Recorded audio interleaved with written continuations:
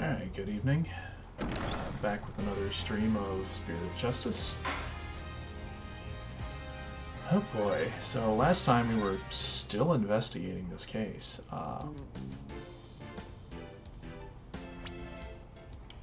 So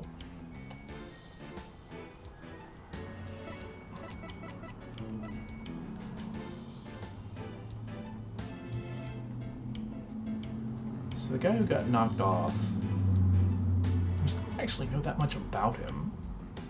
But he got stabbed in the middle of a trick that he didn't seem to even supposed to have been in, so I'm not really sure how that happened.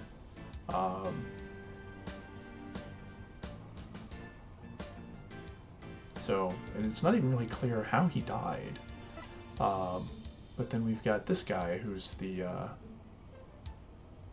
shady contract negotiator that's definitely seems to have a motive for this, but I think he has an alibi. And then there's also this girl who seems kind of suspicious and said a couple of suspicious things, but not really sure what her deal is. Right, we gotta return the notebook to Trucy. Yeah, the fire bucket hadn't been touched. He had a harness attached to him.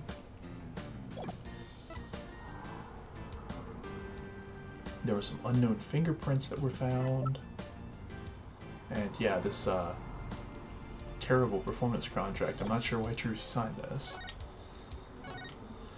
Let's see. We can pick up the money. I'm off on a tuna expedition for a TV show. Cheer up, Apollo. You have to have a positive attitude about these things. Tuna. I want to eat tuna tartare. Although, herb-crusted seared tuna sounds pretty delish, too. Which one do you think sounds better, Apollo? A positive attitude is one thing, but I have zero intention of going tuna fishing. Aw, phooey. She really thought I was going to go.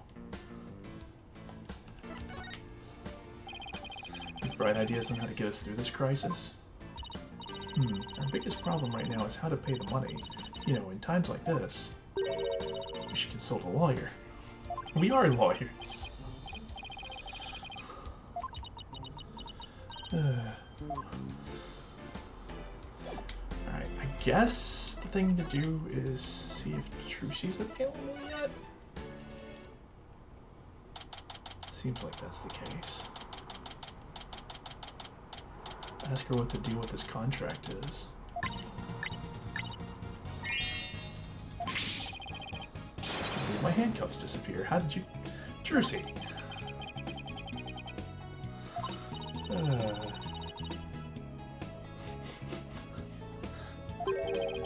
You do that? Yes, please. This is so exciting. Should probably stop her before there's another incident. Trucy. Oh, hi, Polly. Hi, Athena. I have some more questions for you. Judging by the look on your faces, it must be about something big. Yeah, I guess you could say that. Things have gotten a little sticky. Oh, and I have to remember to give her that thing she asked for, too. I guess we'll give her that first, because that is the thing she asked for. Here you go, Trucy. Here's your notebook back.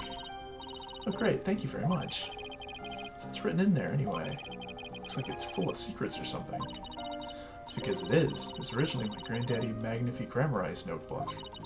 He used it like a diary, and as a place to jot down ideas for new magic tricks. Some of which only members of True Grammari have ever laid eyes on. Wow, this notebook's a really big deal then. Yes, that's why it's always kept under lock and key. Oh yeah, because he had the spade emblem. The magician can do just about anything to get their hands on that notebook. And we found it mixed in with Mr. Reyes' belongings. Could he really have been trying to steal it? True Grammari Creed is also written inside. A true entertainer always keeps a smile on their face. The creed is passed down from me to my daddy. To me from my daddy, as his daddy passed it down to him. It's true that Trucy always keeps a smile on her face. I guess it's due in part to her family creed.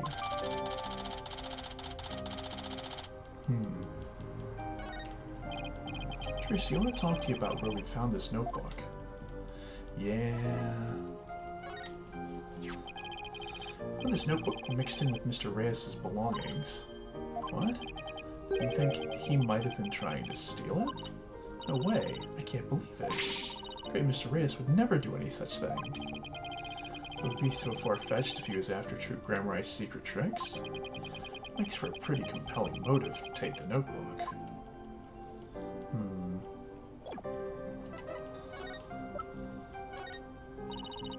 So you want me to conjure up a copy or two of this?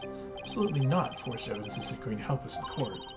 It'll be fine. With my magic, I'll make sure the audience can't see the strings attached. It's not the audience, but the discerning eyes of the law I'm worried about. Alright, so I guess we'll just talk to her directly about it.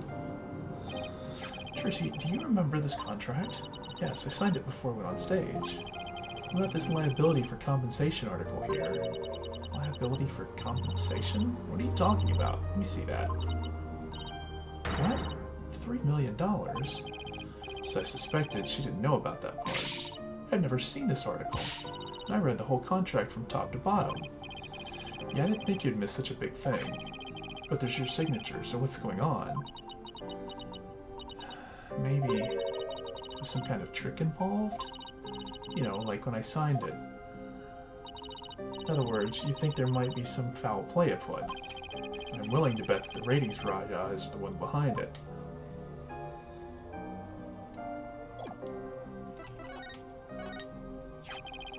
Yep. I actually meant to switch to profiles, but just letting me have it? What's come over you all of a sudden? Take your mind off of things for a bit. Why not let her have a little fun with it? I see how it is. Throwing down the gauntlet, are you, Polly? Fine then. In that case, why don't I make the money vanish from your wallet? My money will disappear on its own when I take you out for a treat after this trial. Ramen and Elder's noodles, cake, anything you want. That's it? No sarcastic barb at the end? Are you sure you're feeling alright? Huh? Did I say something wrong? Oh, I guess I can't switch over to profiles. Interesting.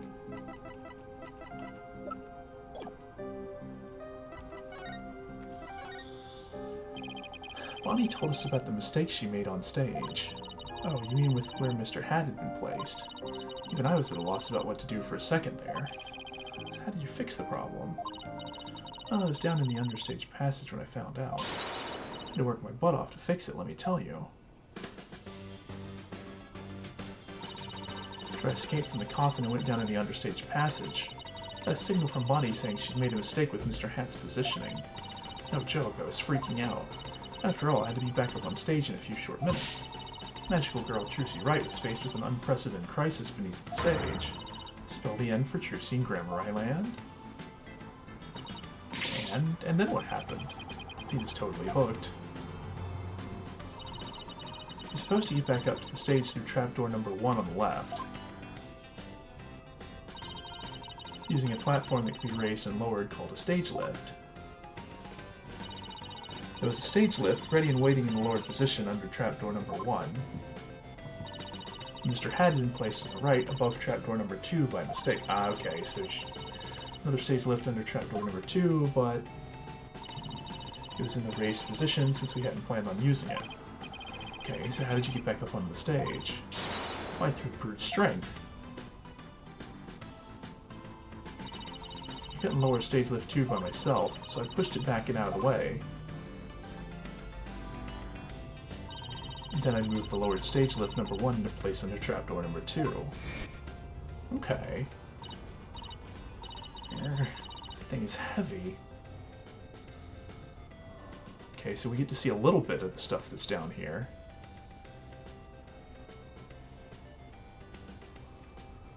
Doesn't seem to be anything different. Wish I could have moved it with magic. Fortunately, my magic is useless under the stage. The understage is a dark abyss that drains magicians of all their powers. I see why it's called the Abyss. I never knew it could take so much out of you. That's just how it goes in the real world. Illusions are created by the blood, sweat, and tears of those behind the scenes. Wow, I learned so much just now. Trucy, have you told anybody else about all this? Nope, nobody. Sounds like some critical information. Better make a note of it. Okay. In any case, we better focus on doing something about this contract for now. Sure, she signed it in her dressing room, right? Then we better do a little more investigating there. I'm so sorry to put the two of you through this. Don't worry, we'll get to the bottom of this. There's got to be some kind of mistake. If you need me to, I'm willing to take drastic measures. With my magic. You're not planning on pulling some magical money out of there, are you? No, my magic panties are much better at making things disappear than appear. I want to know what she's planning to make disappear. Apollo, we have to do something, anything to fix this. Alright, great. Let's check out the dressing room again for starters. Okay, and we should finally check out that understage passage, too. Now, get this, then you'll have to go through the backstage area. Be careful down there. Okay. Let's start with the dressing room.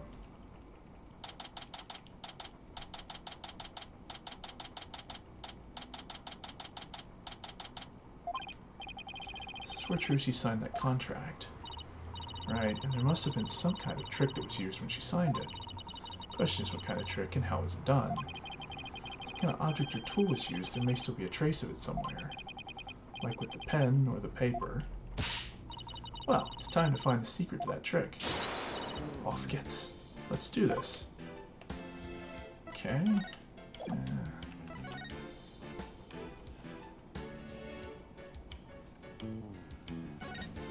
Maybe this? Let me get this clipboard. Sign this, please, ma'am. Oh, right. Sure thing. Just the one sheet in this clipboard, right?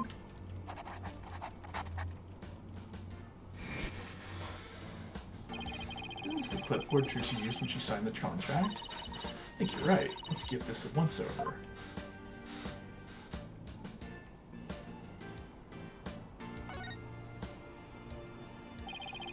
Try opening the folder.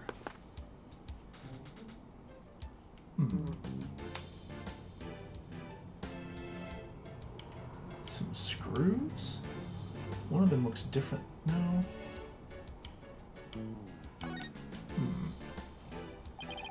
Looks like a screw. I guess that means this clipboard can be taken apart.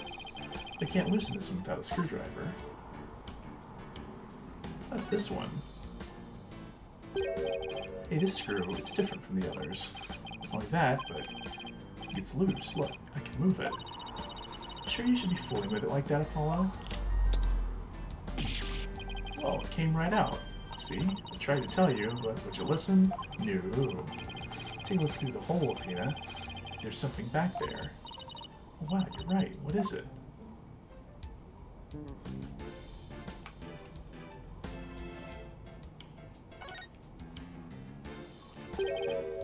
Hey, look, the back panel is loose. I think I can take it off. Got it.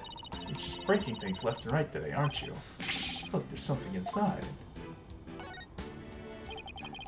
This is a black sheet of, I want to say, paper? Well, I know, it's carbon paper. Put it between two pieces of paper and it copies what you write onto the bottom one. So when Trucy signed the contract, there was actually another contract underneath.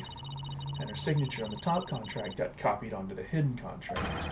So that's how Trucy was conned. What is that ratings Raja's doing? I just know it. How dare he? Gotta hand it to him, though. Couldn't have been easy fooling Trucy. That girl's no slouch. Yeah, but I bet we can use this clipboard as evidence if we ever take this to trial.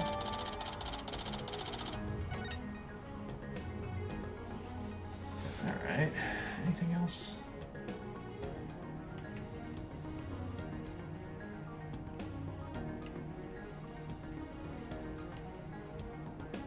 I guess that's it for here.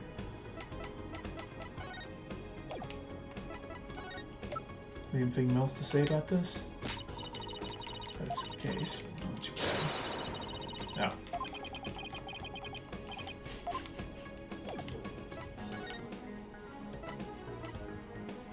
I guess we'll go to the stage.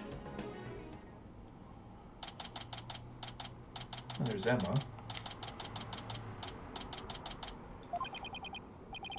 Should be able to get to the understage passage from backstage.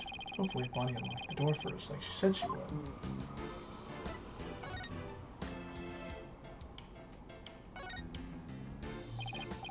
Can I ask you a question? Shh, the best part. Oh, she's busy.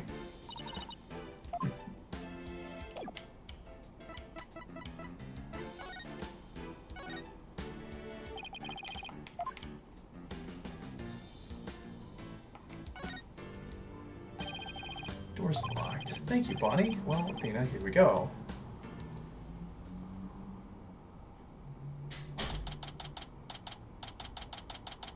Is that a rat?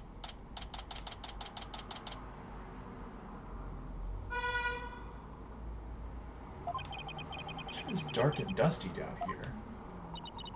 The Abyss, the magical underworld. And look, there's the denizen of the Abyss now. Fearsome beast with long, sharp fangs, ready to prey on unsuspecting souls. What do you... Oh, I mean that tiny little rat over there. No, I mean that fearsome beast over there. I think you don't like rodents.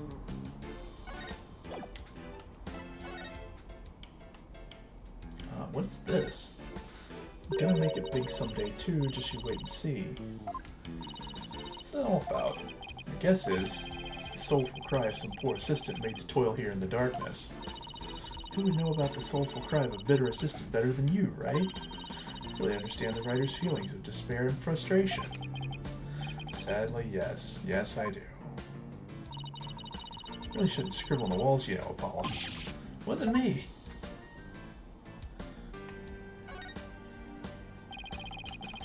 I wonder if I can click on it when he runs by. There's some... What's this glowy stuff? Oh, it's glow-in-the-dark tape. Hey, this must be what I saw through that secret door on the bottom of the coffin. But who put it here? Why? Probably a marker of some sort since it's so dark out here. Sounds about right. Maybe it's meant to mark which ladder to climb. Oh yeah, there's two different ladders. That's weird. I don't think I remember seeing... Alright, hold on a second.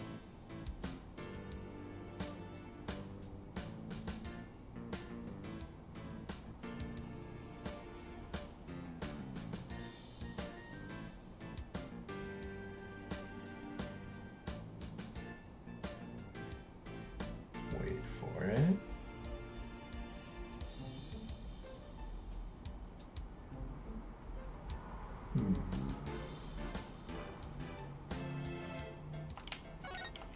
I clicked on the wrong thing. Oh well, maybe you can't actually click on them.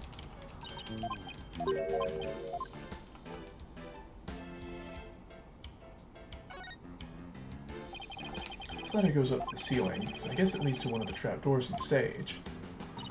Tricia must have used this ladder when she escaped from the coffin. Why don't you climb up there and see if I can correct? It's not so high. You'll be fine, right? Huh? Why me? You make a young lady wearing a skirt climb a ladder? Fine, I'm going.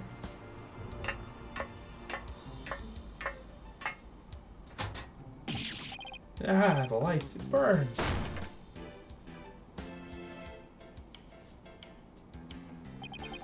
Ow. You alright? I can now confirm the ladder does indeed lead up to the stage. A pasty bit of info is definitely worth risking life and limb for. Well done. Okay, but what about this other one, then? I go to the ceiling. Oh, it's just above. Hollow. Alright, fine. I'll climb the ladder. Why does it have to be ladders?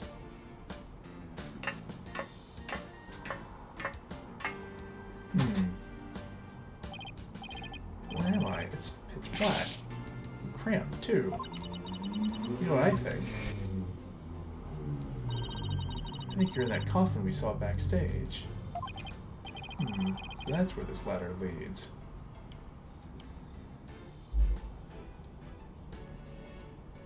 Okay, so the front of the stage is actually the opposite direction from where I thought. I still don't get what that coffin was for. This looks like maybe the rubber sword? Exact same design as the murder weapon. Wait, what's this? Yeah. Ow, what are you doing? That hurts. I think I'm bleeding out. Oh, stop being such a drama queen. It's only rubber. Okay, so here's the rubber sword. The incident, someone must have switched this rubber sword with the real one on stage. And maybe that's when they brought the rubber sword here.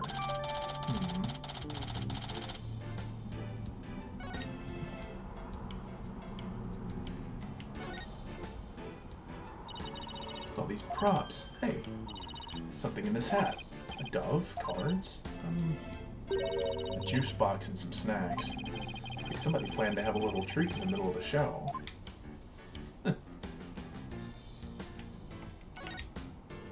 Nah, I can't click on them. Oops. Gotta be careful not to click too quickly. Alright, so here's number 2. Looks like this crank lowers the platform. Trucy said it's impossible for one person to do it alone. Sounds like a challenge. Now I want to try it.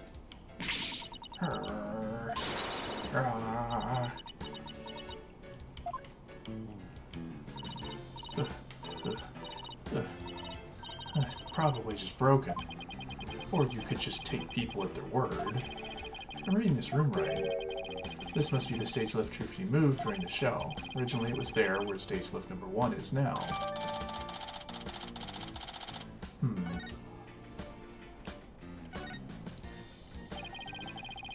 So if she got onto stage lift number 1, how does it go up if she couldn't move it herself? She managed to move this huge thing. Could have been easy for her. She's pretty petite. But I bet it'd be easy for you. What are you implying? That's it, chump. You're looking up microaggressions later. Hold on, Apollo. I hear voices. Quick, hide. Huh? Ow, quit shoving. Hurry up and get down here. Arm doesn't bend that way.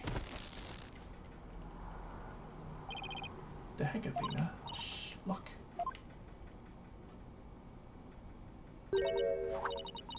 It's so much work pretending to be cute and sweet. Uh-huh.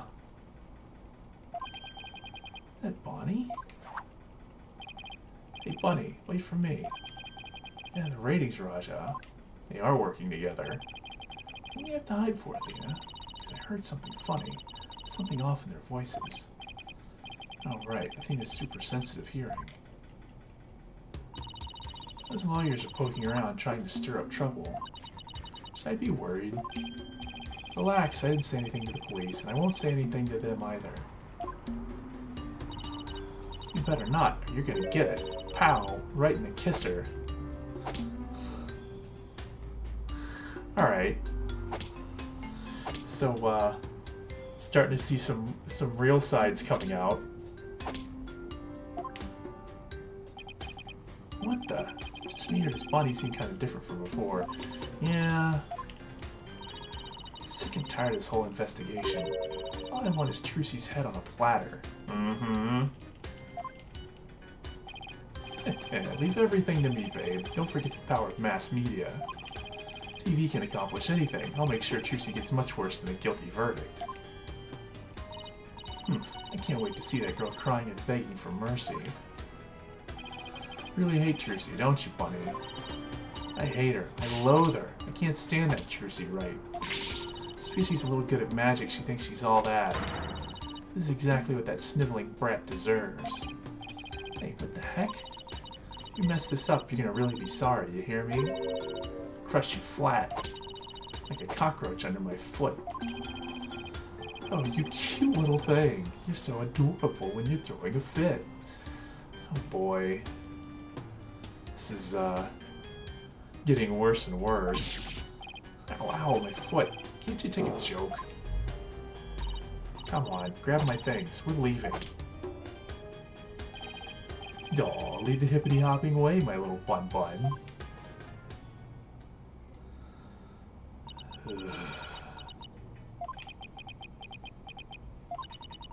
What's that absolutely revolting scene all about? I guess the entertainment industry tracks all kinds of eccentrics. That conversation set off every red flag in the book. Yeah, I was wondering which one of these two might be the bigger problem, and it seems like the answer is both of them. There's no plot with a capital P-U. Rettens claimed he was at the TV station at the time of the incident. We saw Bonnie on stage ourselves. Hey, Apollo, I have an idea. Why don't pay Take Two TV a visit? You can check up on the Rating Raja's alibi while we're there. Sounds like a plan.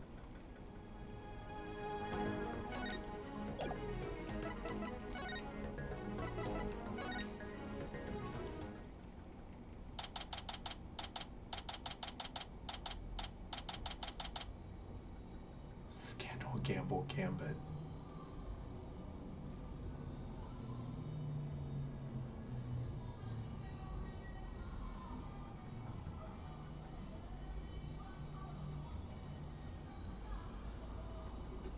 A lot going on here. Pretty big casino theme. Wonder if the slot machines are random or if it's like a repeat loop. Look at this place. There's so much going on at once, it's making my head spin. Look at that screen and listen to those hosts. Magical murder. Live audience witnesses shocking skewering. 17-year-old magician Trucy Wright.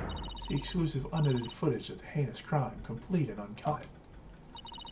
Can't let them broadcast that. Trucy will get tried in the court of public opinion. I only doubt we can stop them from airing it. We can prove her innocence in a real court of law. No matter what garbage they report on TV, we can set the record straight at the trial.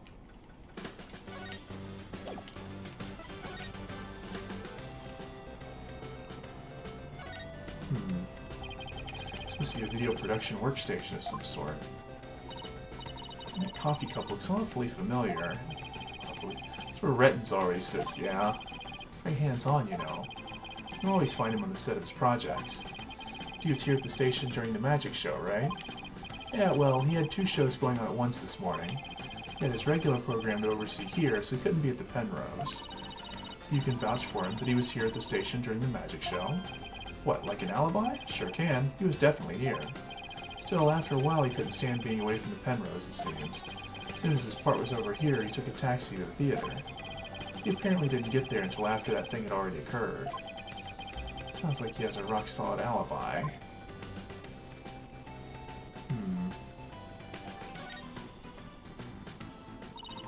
wonder what that guy sitting down there is doing.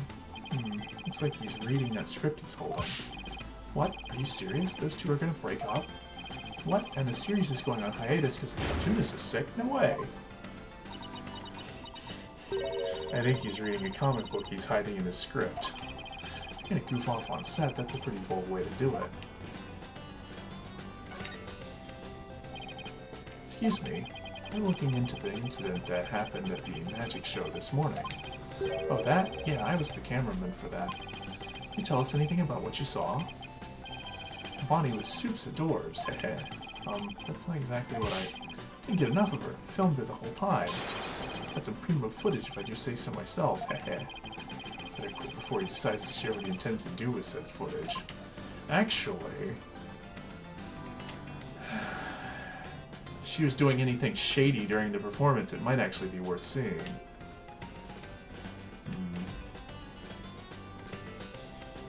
Okay, nothing wrong with top here.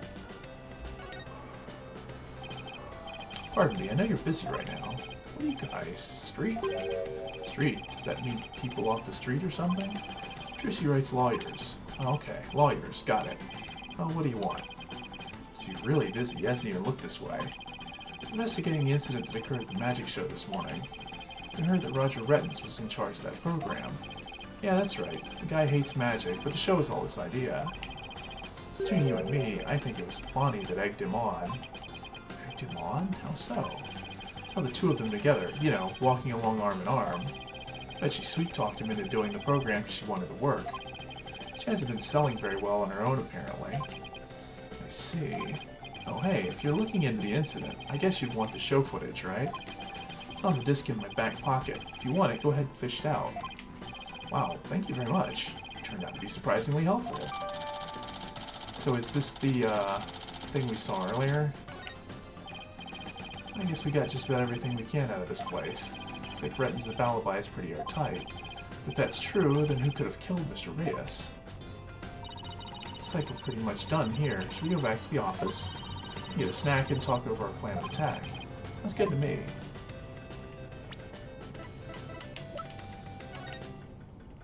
Is this gonna be the... yeah. Let's see.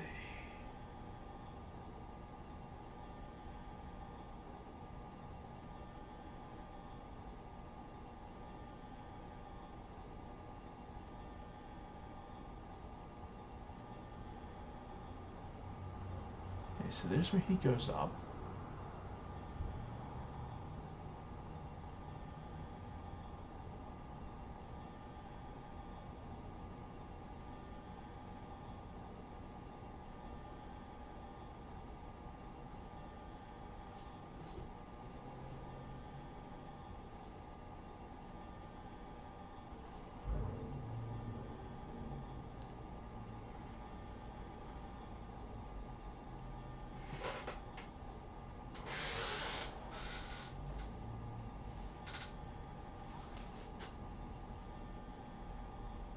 There's another shadow that goes up right before that thing comes down. You know...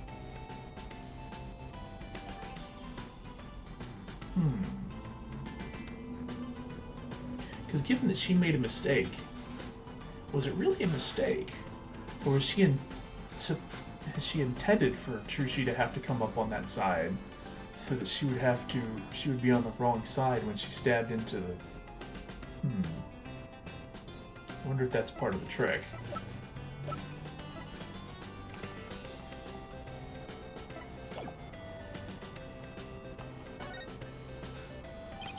That logo above the screen. Scandal Gamble Gambit.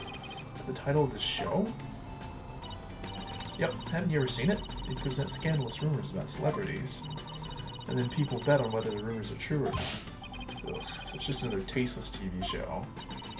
Looks like Trucy's their next target. Today's scandal is tragedy on stage. Did Trucy Wright cause an accident or did she commit murder? Looks like murder is in the lead. Well, I say neither. We'll just have to create a third option tomorrow in court. Slot machine and a roulette wheel, huh? You really went all in with the gambling theme. That slot machine really works. Always wanted to give gambling a try. It's not worth it. Besides, you're not even old enough to gamble in most states yet. That's alright. You've experienced it enough in court. Guessing whether you'll win or lose the case on any given day. Makes it a vote of confidence. Don't worry, Apollo. I only bet on winners and I haven't lost yet. Alright, I think that's about it for here. So we'll head back home.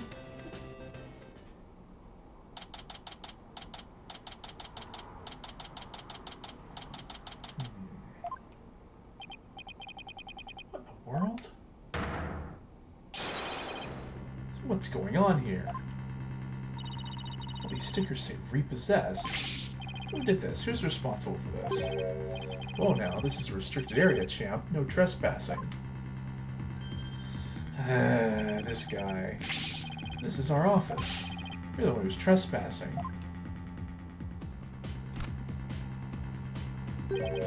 Enough with the lip, boy. Don't tell me you forgot about your debt. What are you talking about? Just abiding by the contract. If the agency can't pay me, I have every right to seize its property, am I right? Just like that, you haven't even had a chance to take this to trial. If you're gonna be mad, shouldn't be Trucy be the one you're mad at? I told you, it serves you right for getting involved with those grammar eyes. Okay. Second party if through the fault of the second party, the show must be canceled in part or in full. The second. Okay, so we haven't proved that it's the fault of the second party yet, because we haven't had the trial yet, so he can't actually do this yet. Dirty, rotten. What are you going to do with all our stuff? Sell it, of course. Every last bit of it. That's why I'm seizing everything. And I'll take this little office of yours, too. Think you can just waltz in here and do whatever you want? Indeed I do, unless you write whatever warehouse joker's got 3 million ready. That a no then? Because I gotta recoup my money somehow. After all, the entire program went south because of Trucy. See, that hasn't been proven yet. It's called liability for compensation. And this infantile agency is the liable party. Are you black-hearted? Hey, Apollo, what about the crooked clipboard? It's no good. We don't have any proof that Rettins was behind it. Darn. You're gonna have to do better than that, folks. Looks like the famed Mr. Wright left behind nothing but incompetent noobs to run things. Anyway, he was counting on Mr. Wright to be away for this plan of his. A two-bit thug. We'll show him. There's the sugar. That expression is priceless. So how does it feel to lose the precious office your boss left you in charge of?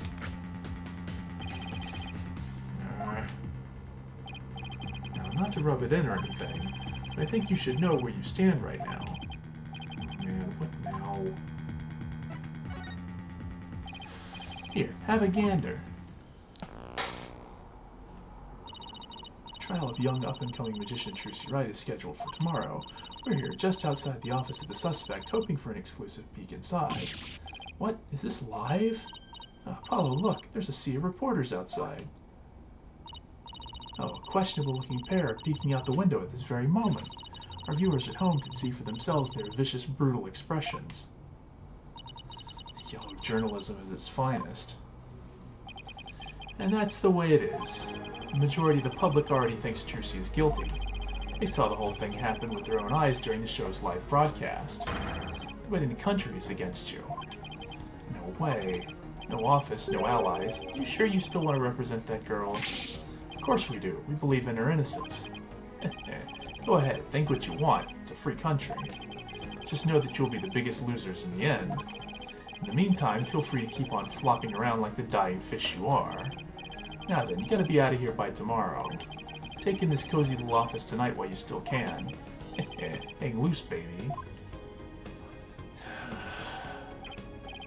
I can't believe we let Mr. Wright's office get placed under seizure. All the... It's just ridiculous. Eek! Look out! Clear out. We don't want murderers here.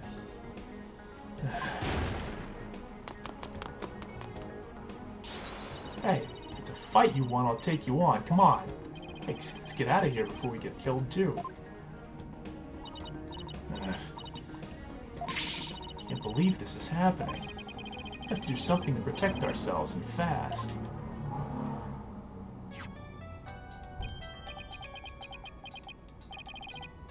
It's Mr. Wright. Apollo, got your messages. How is she? Is Trucy okay? She's not crying, is she? Does she have a lawyer? Mr. Wright, it's all a giant mess. Poor Trucy. And the office.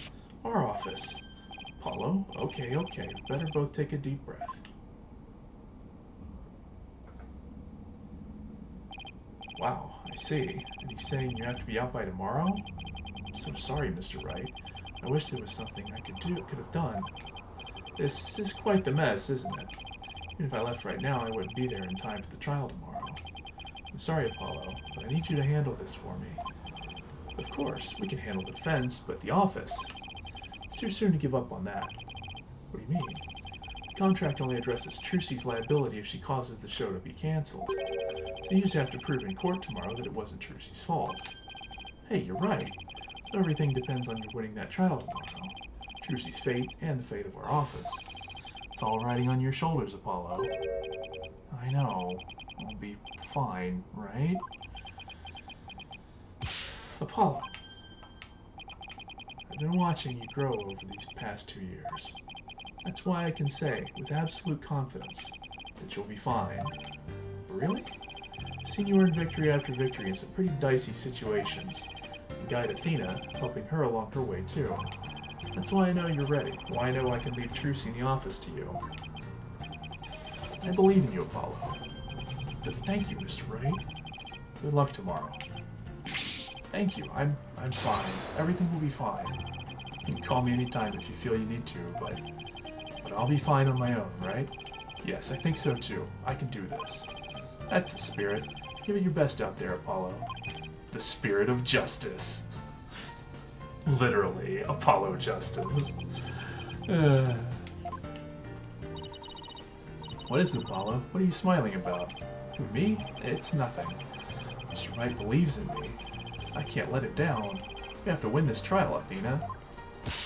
Couldn't agree more, and I'll do everything in my power to help.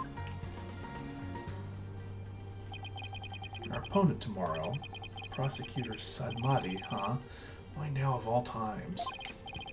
Still, I don't care who it is. I can't afford to let my guard down for anyone.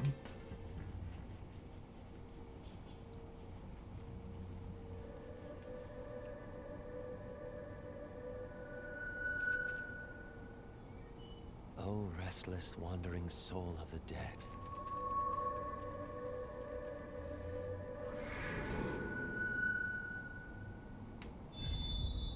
Prosecutor Sadmati. Oh. Sorry to disturb you, but I figured I should tell you. The lead attorney's been decided. It's Apollo Justice. Apollo Justice. Alright then.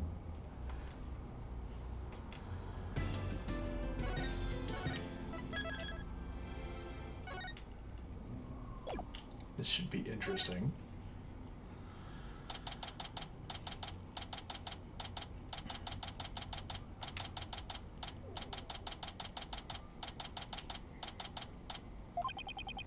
I'm fine. I'm Apollo Justice and I'm fine. Is Apollo okay? He's been muttering to himself all morning. He's been like that since yesterday. I guess the pressure of today's trial is getting to him. Poor Polly. He's really tearing himself up over all of this. Get it together, Apollo. Yikes! Athena! Well, when did you get here? Try to relax a little bit, will you? You're getting yourself way too worked up. Yeah, but I'm alright. I'm fine. You know, I did a little digging on this Nayuta Sadmati guy. He's apparently not your run-of-the-mill prosecutor. Oh yeah? What'd you find out? Well, they say he wields an incredible power to accurately read a trial's karma and its ultimate fate. What is that supposed to mean? I don't have all the details, but apparently he can foresee how the arguments will go and even lead his opposition. The defense basically ends up going in whatever direction he has in his head. Man, this isn't going to be a cakewalk if that's true. Emma did say she'd talk to him for us, though. Here's hoping that went well. In any case, it sounds like he's going to keep us on our toes. That's why I know you're ready, why I know I can leave truce in the office to you. I believe in you, Apollo. Mr. Wright is putting his faith in me. Can't let him down now.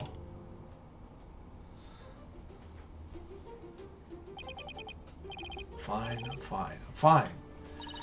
There he goes again. It's almost like he's chanting a prayer. I'm fine. I'm Apollo Justice and I'm fine. If you say so, Apollo. The trial will start momentarily. Is the defense ready? Yes. We're fine. Trucy's fate and the fate of the agency rest on this trial.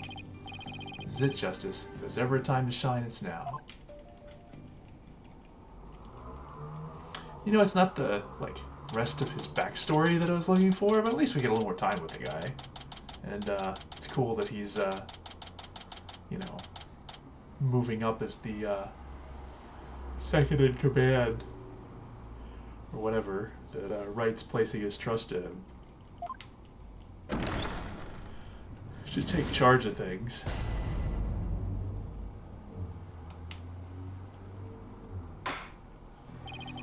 Court is now in session for the trial of Trucy Wright.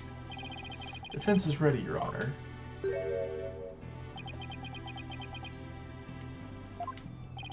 And the prosecution?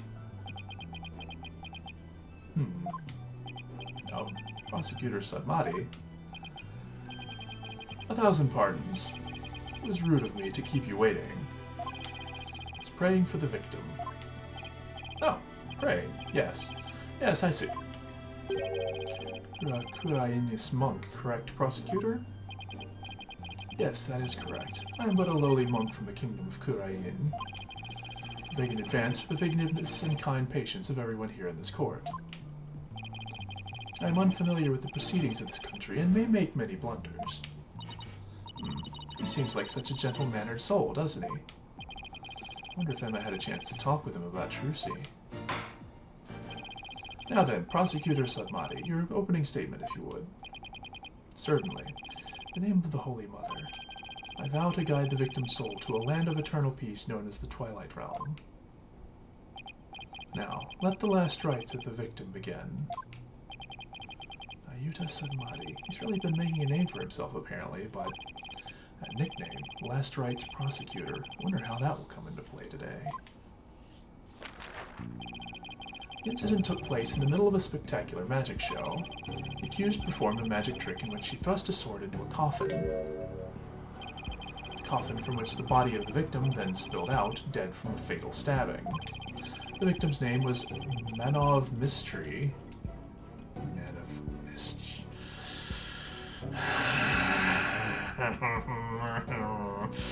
Otherwise known as the Great Mr. Reyes. His blood was found on the sword that was used during the magic trick. Autopsy report added to the court record.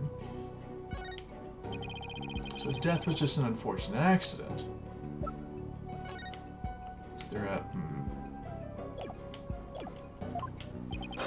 It was only natural for one to assume as such, Your Honor. However, it was no mere accident, but rather a homicide. The prosecution's position is thus that this was a murder made to look like an accident. I see. And you believe this crime was committed by the defendant? After a thorough consideration of all possible scenarios, I, unfortunately, had no other choice but to conclude as much. So that's how it's going to be, huh? Miss Emma couldn't convince him after all. Very well, and now let us hear from the defense. Naturally, we maintain that the defendant is innocent, Your Honor. The defense wouldn't mind. Could you please explain your reasoning? My reasoning? Well, I have to say that my main reason is because I believe in the defendant. I see. So you find it difficult to come up with anything more concrete than that, do you? A fine demonstration of the fact that you are indeed a lawyer of putrid mind. Wow. Putrid mind? Prosecutor Sadmati. Excuse me, but... Oh. Saturai mao mandomo samashi de tashi nukke taregaseo soroka! Mind my asking, Prosecutor, who was that you were just chanting? The Sutra of the Holy Mother that guides those with tainted soul towards enlightenment. Is a Kurainist incantation to awaken the foolish from their fruitless slumber. Fitting for a lawyer who indulges in such fancy as the innocence of the accused. I see. So basically you're asking the defense to get real? Okay, Judge. Allow me these few words, defense. It is my duty as a monk to punish sinners and to guide victims' souls to the Twilight Realm. Should you show repentance and admit to the accused's guilt now, no harm will come to you. But, should you interfere with my sacred last rites for the victim, I shall cast you down into the pit of hell along with Trucy Wright. Now wait just 1 minute here. Putrid pit of hell? Is that any way to address someone in a court of law? Prosecutor Sadmati, that may be the way you conduct trials in Kurain, but I would appreciate if you would refrain from such charged language here.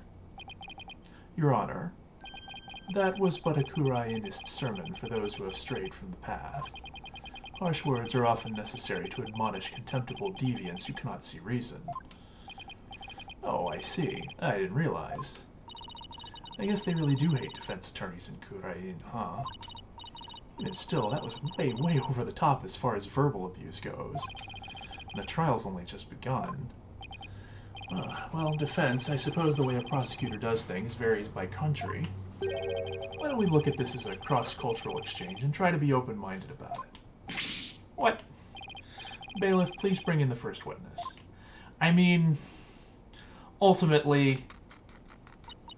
Oh man, she's back on the snaku train, huh? I thought she'd said goodbye to the snakus. Yeah, I think she was... I think she'd beaten the stress that was causing them, and I think the stress has returned. Oh boy. You can see her eyebrow twitching. Detective Skye, the courtroom is no place for gorging yourself. What's wrong with having a little snack? Girls gotta eat, right?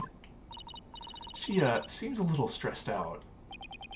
Detective Skye, your testimony, please. Yeah, about that.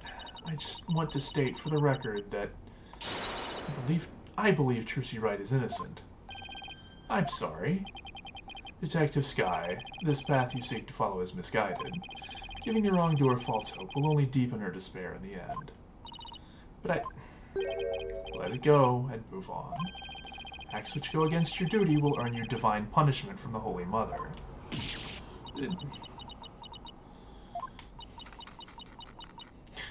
He's making her more stressed out. Come on, man. Fine. I don't know about the divine part, but I get the punishment bit loud and clear. Guess Emma gotta sign tons of paperwork for something for sticking up for Trucy. She and Prosecutor Sadmati don't seem to get along very well, do they? Shall we continue? The prosecution contends that the accused had a clear motive. The evidence, if you would, Detective Skye. Alright, please take a look at this poster. It's a True Grammar poster from 13 years ago. It's just me, or it's a little different from the one in Miss Wright's dressing room. This is a revised version of that poster. This one says cancelled under Mr. Reyes. That's right, Mr. Reyes left the troupe after the first version of the poster was printed. Feeling Mr. Reyes' right forearm near his elbow. See the big scar there. Apparently got that when he made a mistake while practicing a magic trick. Ouch, that's quite a scar. Because of the accident, Magnifique Grammari concluded Mr. Reyes was too unskilled. Just before the show was to open, Magnifique announced that Mr. Reyes would be appearing. But in defiance of Magnifique's decision, Mr. Reyes tried to go on stage anyway. This in turn caused Magnifique to oust Mr. Reyes from the troupe on the spot. Kicked Mr. Reyes out? It seems rather extreme. I mean, considering that one of the other members was shot in an accident, I kind of feel like you have to be kind of careful about who you let on stage. When it came to magic, True Grammar, I was so passionate, or should I say extreme about it, that it caused problems for them from time to time. Yes, they even caused this court a mountain of trouble with their extreme antics. And now the troupe's successor has committed a murder.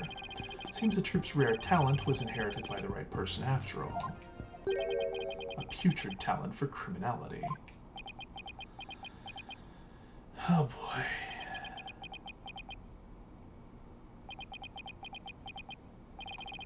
You sound rather extreme yourself, Prosecutor. Criminals with impure souls do not deserve sympathy, Your Honor. As I was saying, after his expulsion, Mr. Reyes apparently went on to hold a grudge against the troupe. He would tell those close to him, I will get my revenge on True Grammari someday. Revenge, It certainly sounds antagonistic. 13-year-old poster updated in the court record. And then his chance for revenge finally came. You would be so kind, Detective Skye. I guess I don't have a choice, do I?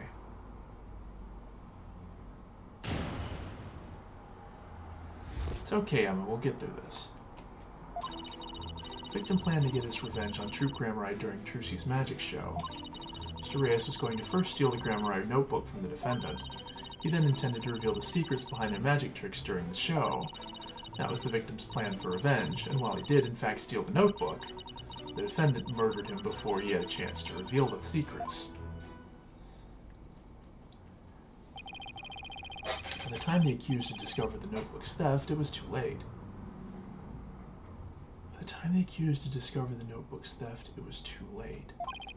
The only option was to kill Mr. Reyes and make it look like an accident. Wait a minute. Hold on. By the time she didn't know about the theft until, like, yesterday. Like, till last night when we delivered it to her. I mean, it's possible she could... I understand that it's possible she could have lied to us about it, but also given the fact that she had the key to it, Unless, like, would he have looked in it and then locked it back? So, we don't even know for certain that he knew about it.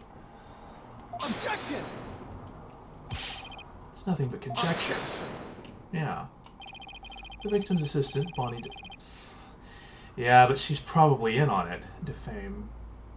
Defame, yeah. Getting the, meaning of that last name now. Give the police a statement. She testified that just before the start of the show, Mr. Reyes said, "I'm going to reveal all of Troupe Grammarai's secrets on stage today." What?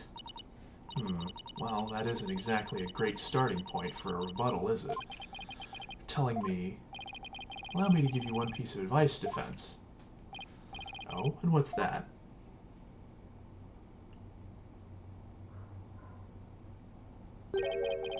Let it go and move on. Excuse me? Helping a sinner will only sully your own soul. One possessed of an unclean soul will burn in the flames of hell, and then be ever burdened with that sin in their next life. But I don't believe in that sort of thing. Besides, I have no intention of giving up.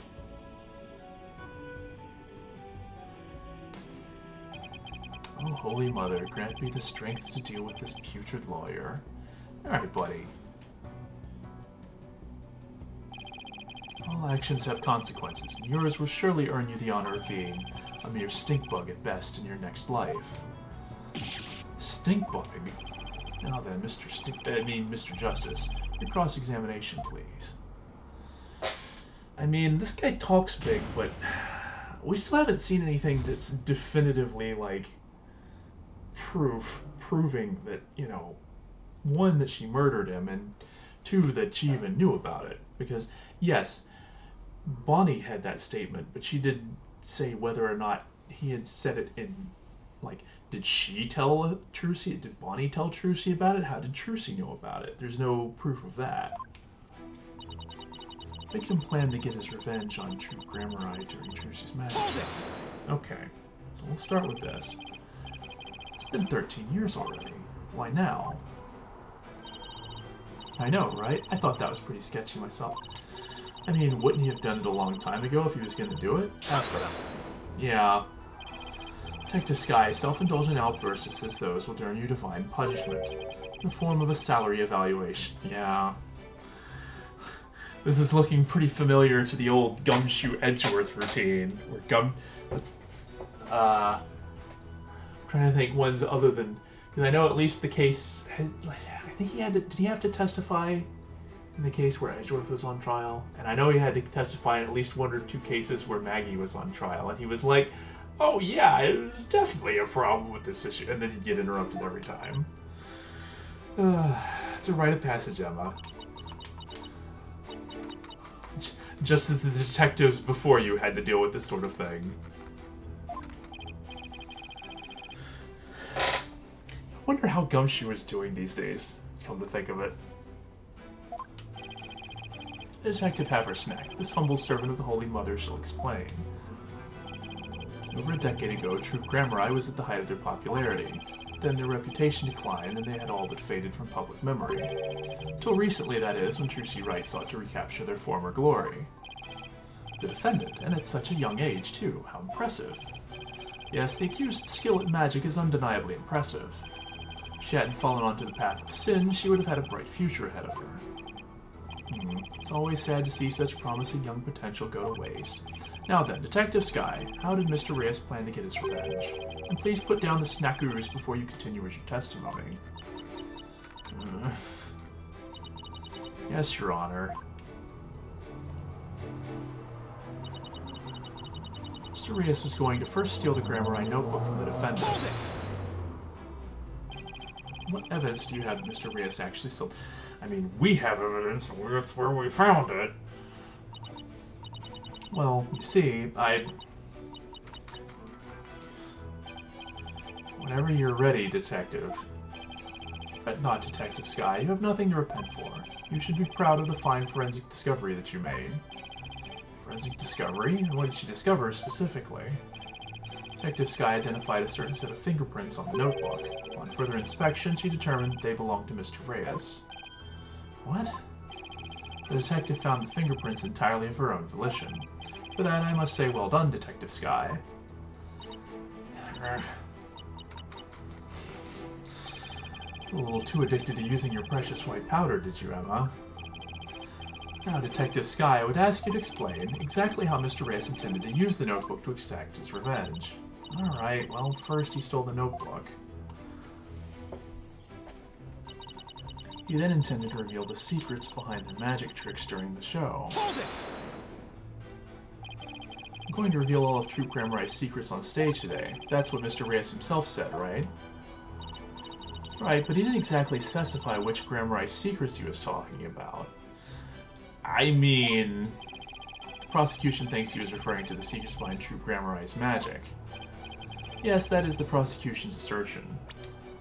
The way he worded it, unless there are some other secrets, would... I mean, I feel like most... well... I mean, technically, there are a couple of things that weren't discussed relating to previous trials, like the fact that Valent apparently didn't kill him, but ended up... I don't know how much of that actually went public, but I think most of that was actually resolved, so yeah, it seems like, unless there's something else, there's something major that well, I mean, there is also the fact that one of them is still alive, and we don't know about it, so it could be related to that.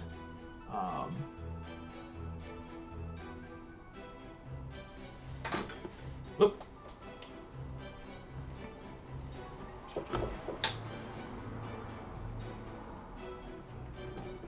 Oh. Lost the headphones for a second.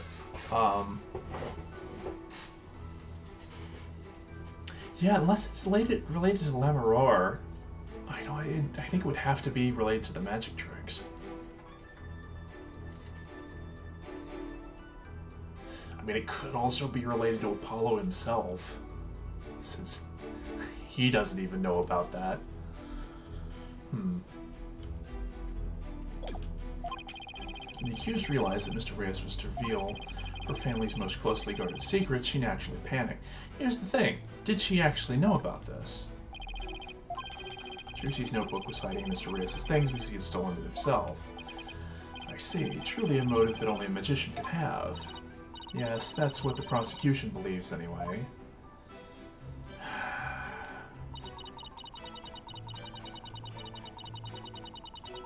Hold it! You really believe what you're saying, Detective Skye? You really think Miss Wright killed Mr. Reyes to stop him from getting his revenge? Of course I don't think that. The Trucy we know would never... Yeah. Can't conjecture about that. Keep your private considerations separate from your public duty. Yeah. I warned you about this very thing before the trial began, did I not, Detective Skye? Yes, you did. Please recite my exact words to you. Emma Skye, you are a detective first and foremost, not the accused's friend. Remember your duty and fulfill it faithfully. Excellent. So you do remember what I said to you. Your devotion to your work will be rewarded, for the Holy Mother sees all. This Holy Mother is no scientific concept I've ever heard of. These two really don't get along, do they? Well, science and religion go together about as well as oil and water. As I was saying, Clement murdered him before he had a chance to reveal the secret. Hold it! I'm sorry, but what exactly is the basis for claiming it was murder? Beats me? What? The basis is beats me? I'll have to ask Prosecutor Sadmati over there, because he hasn't told me his reasoning either. Detective Skye, your feeding of information to the defense has not gone unnoticed by my eyes. Well, the bad karma of acts which go against your duty will impinge upon you in your next life. But even before that, it may impinge upon your job in the form of a transfer. Please, don't get me kicked out of the forensics unit, anything but that. Poor Emma, she's really been risking everything for us. Well, Prosecutor Sadmati, what are your grounds for claiming homicide? It was the luminous tape in the understage passage. I realized that it had been moved so that Mr. Reyes would climb up into the downstage coffin by mistake. What? Mr. Reyes, who was waiting in the understage passage, was supposed to have used the upstage ladder shown here on the left. He was to climb up into the coffin that had been set up in the backstage area. After being turned into a stuffed dragon during Act 1, Mr. Reyes was supposed to come back to life and emerge from that coffin. The luminous tape had been moved to mark the downstage ladder. So the victim climbed up into the coffin on the stage itself by mistake. The very same coffin the accused thrust her sword into. And you have proof that it was my client who moved the tape. But of course, Detective Skye. Oh, that's right. I identified the defendant's fingerprints on the luminous tape. What? He actually had proof? All defense, are you finally ready to let it all go and move on? Absolutely not. Detective, please add the information about the prints on the tape to your testimony. Defendant's prints were on the tape. I guess she must have moved it during the show. Hold it! What made you think to check the luminous tape for prints? Well, I bet it was Detective's intuition. I dusted not just the tape, but just about everywhere for fingerprints. No.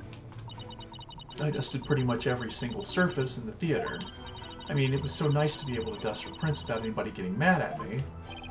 It's great that you're enthusiastic, Emma, but there is such a thing as too enthusiastic. The tape was moved to guide Mr. Reyes into the coffin that was downstage. That's true, it does sound like a murder rather than an accident. It certainly doesn't help that Trucy's prints are on the tape. Wish I knew what sound would even be appropriate to make in this situation.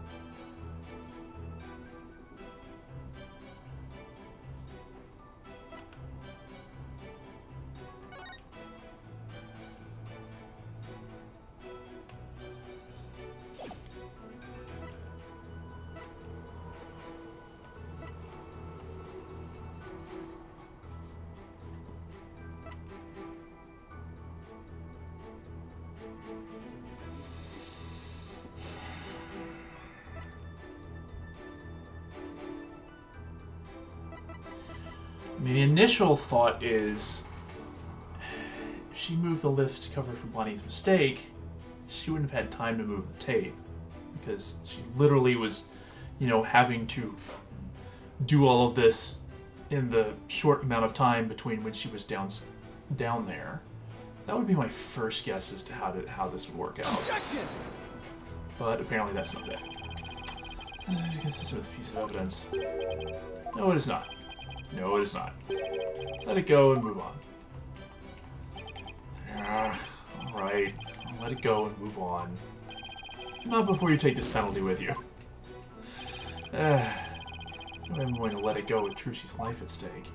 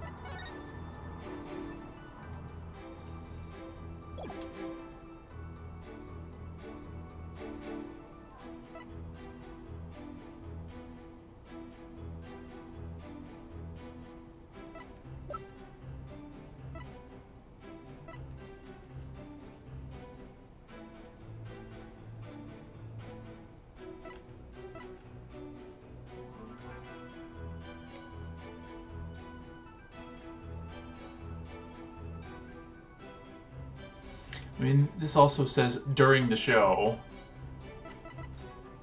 So it could also be this. Stuff the bag with a sharp blade. Objection! Nope.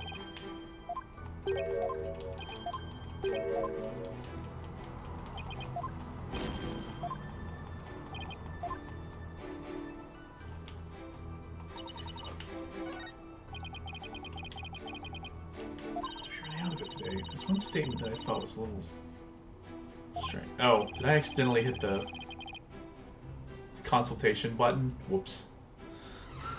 I meant to hit the wrong button.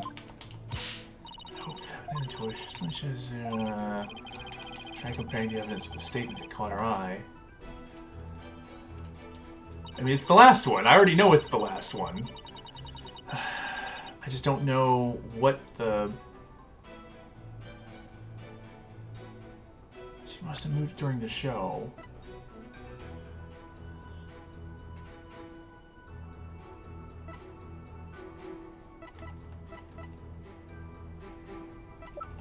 Oh.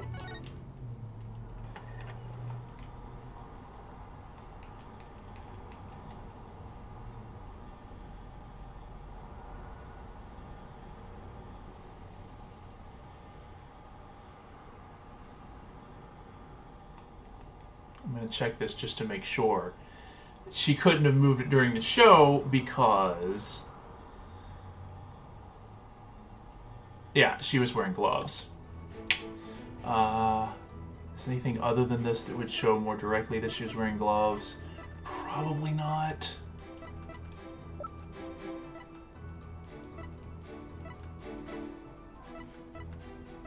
Yeah, okay. Objection! What? But it's in the...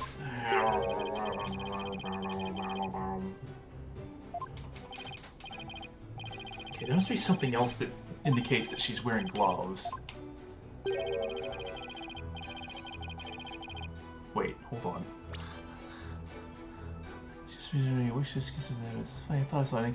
It disappeared like magic. Oh boy. Well, let's see how magical you think this penalty is. Seems pretty normal to me, Your Honor. Okay. Huh. She must have moved during the show.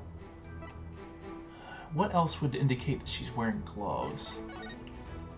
She's not in this picture. Hat trick, this trick.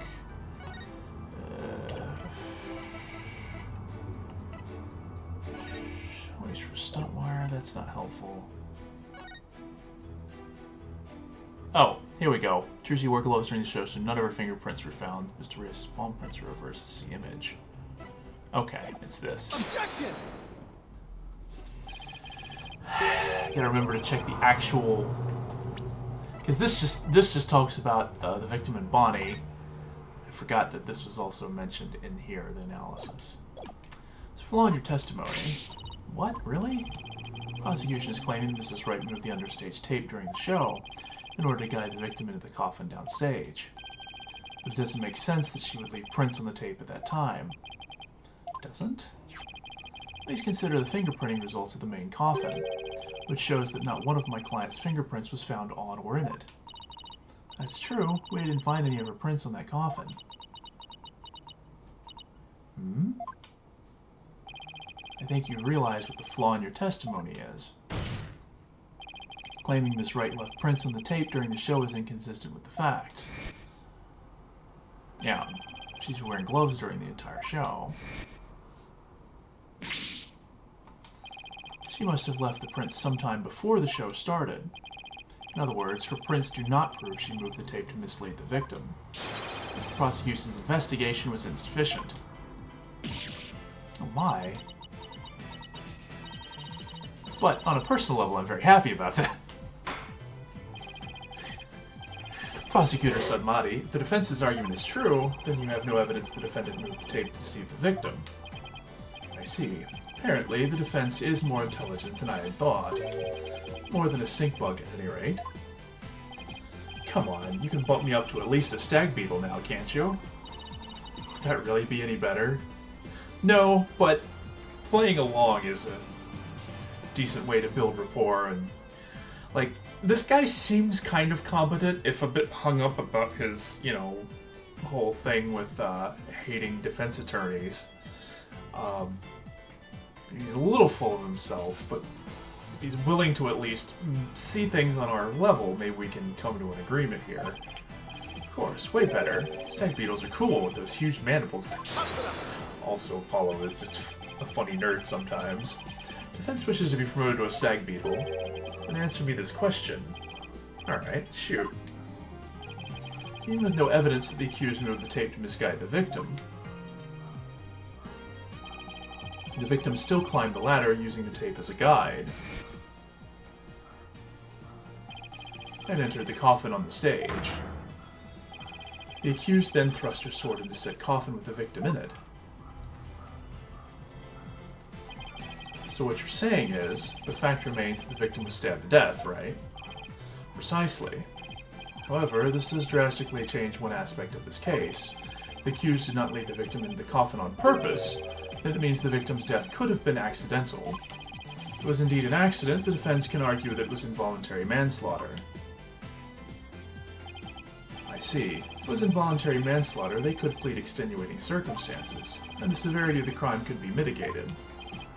Defense, if you believe the accused did not murder the victim, then do you argue that it was an accident? This is it, the all-important question. The defense argues that Mrs. Rio's defense was... Here's the thing. I think it was a murder, but I don't think it was...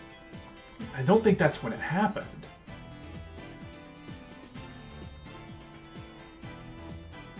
And unfortunately, I think to get to the bottom of this, we're going to have to stick with the murder investigation, because just saying it was an accident is a bit too easy. There's way too many inconsistencies yet to be explored here. Something strange had to have happened. This maintains the defendant is entirely innocent. We believe that it wasn't an accident, but murder. And what's more, we believe it was committed by a third party. Third party, as in the true culprit is someone else?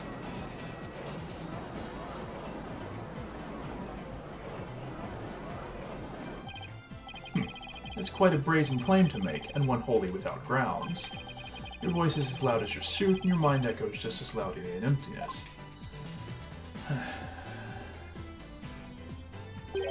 Surely you were but a loud red pepper in your previous life. And devoted to a vegetable? Wow. And no person could be reincarnated as a non-sentient plant. In any case, I do have grounds to make this claim. Let us hear this reasoning of yours, then. Alright, but before I give it, there is one question that we need to address. The victim was killed by some third party, and the sword the defendant thrust in the coffin wasn't the cause of death. If that's the case, then how did we wind up with a dead body inside the coffin? Very good question. Now let's hear your opinion, Mr. Justice. How did the victim's body wind up inside the coffin? Yeah, I mean, obviously it wasn't magic, and I don't think he was killed in the coffin. I think he was killed under...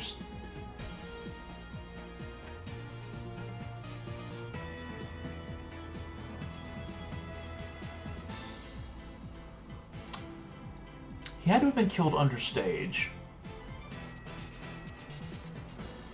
And brought up to the...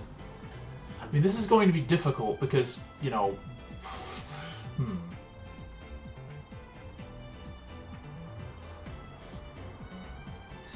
There's nothing else that could have killed him in the coffin. It has to have been understage. Killed under the stage before being put in the coffin. In other words, what if the victim was already dead in the coffin from the get-go? See, in that case, the defendant's sword wouldn't have been the cause of death. How do you respond, Prosecutor Sudmati? That is the third time. Third time of what?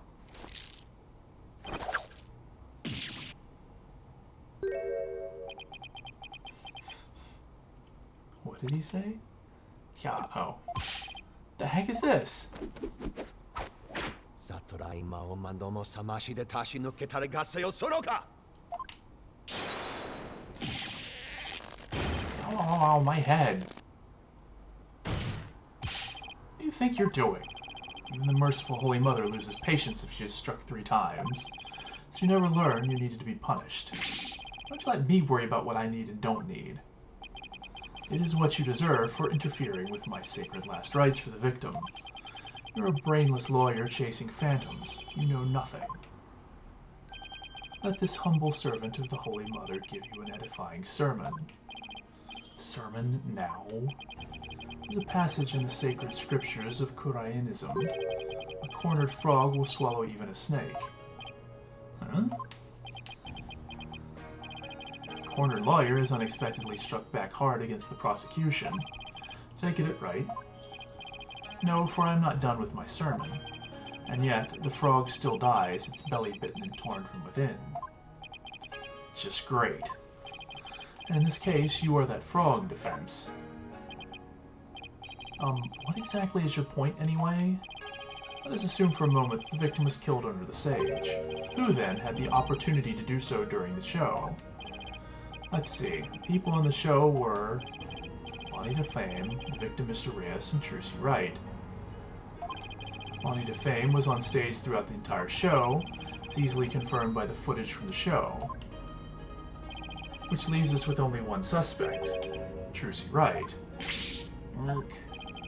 How do you see? The accused killed Mr. Reyes as he waited on standby in the understage passage, and then placed his dead body in the coffin above, thus making the murder look like an accident.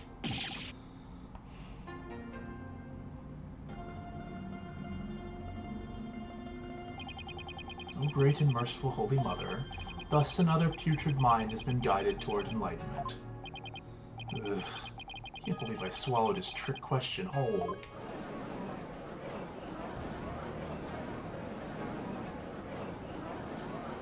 Objection! Sorry, but I have to raise an objection here. Athena, what are you... There's something I want to point out, Apollo. And who might you be? You strike me as a mere child in countenance. Maybe young, but I have an attorney's badge just the same. And you would contribute to the discussion in that capacity? Most certainly would.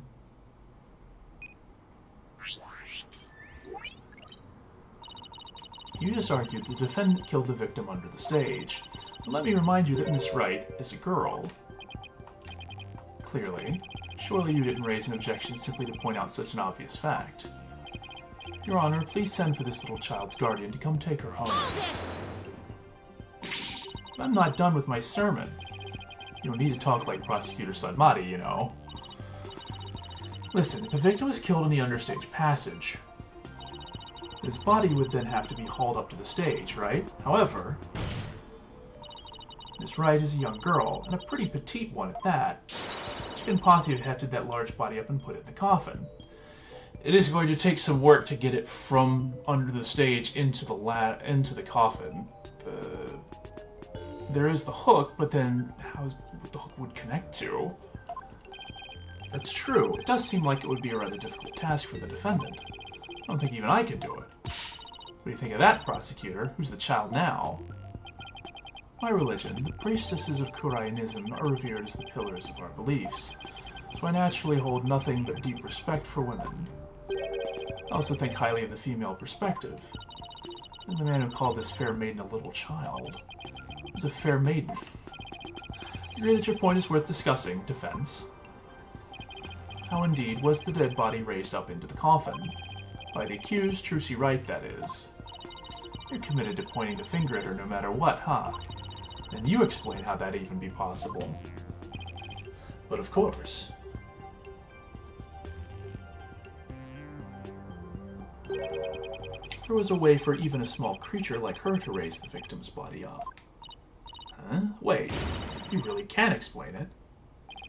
I foresaw that our arguments would come to this, so I have prepared a witness. Oh well, I admire your readiness, prosecutor.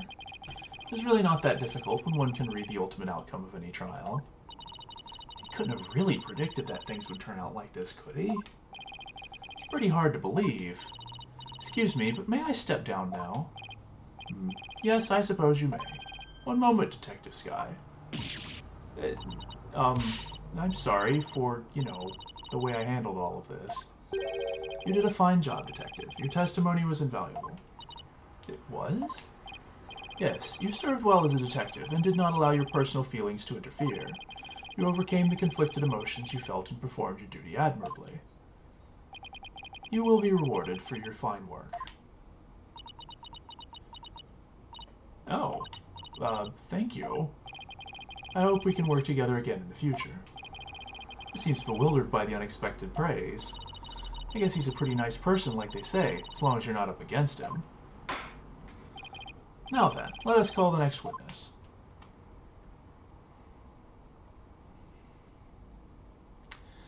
Well, this should be interesting.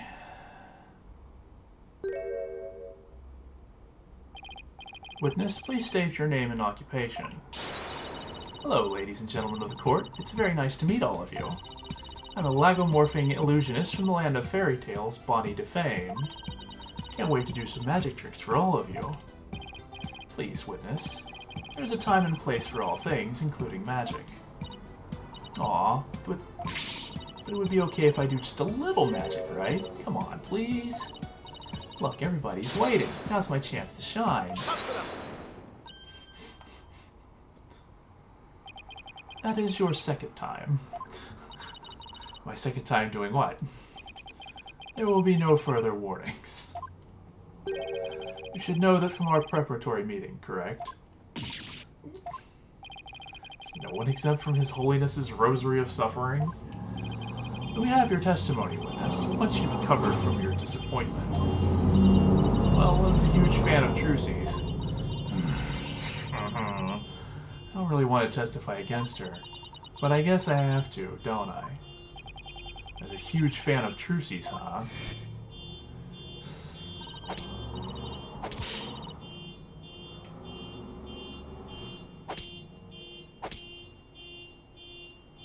You know, it is possible, because, well, let's see, there was the whole teleportation trick, right? It is possible that there are two of them, and one of them is actually a fan, but the other one hates Trucy. So we could actually be dealing with the nice one, but I'm starting to think that's maybe not the case. As amusing as that would have been.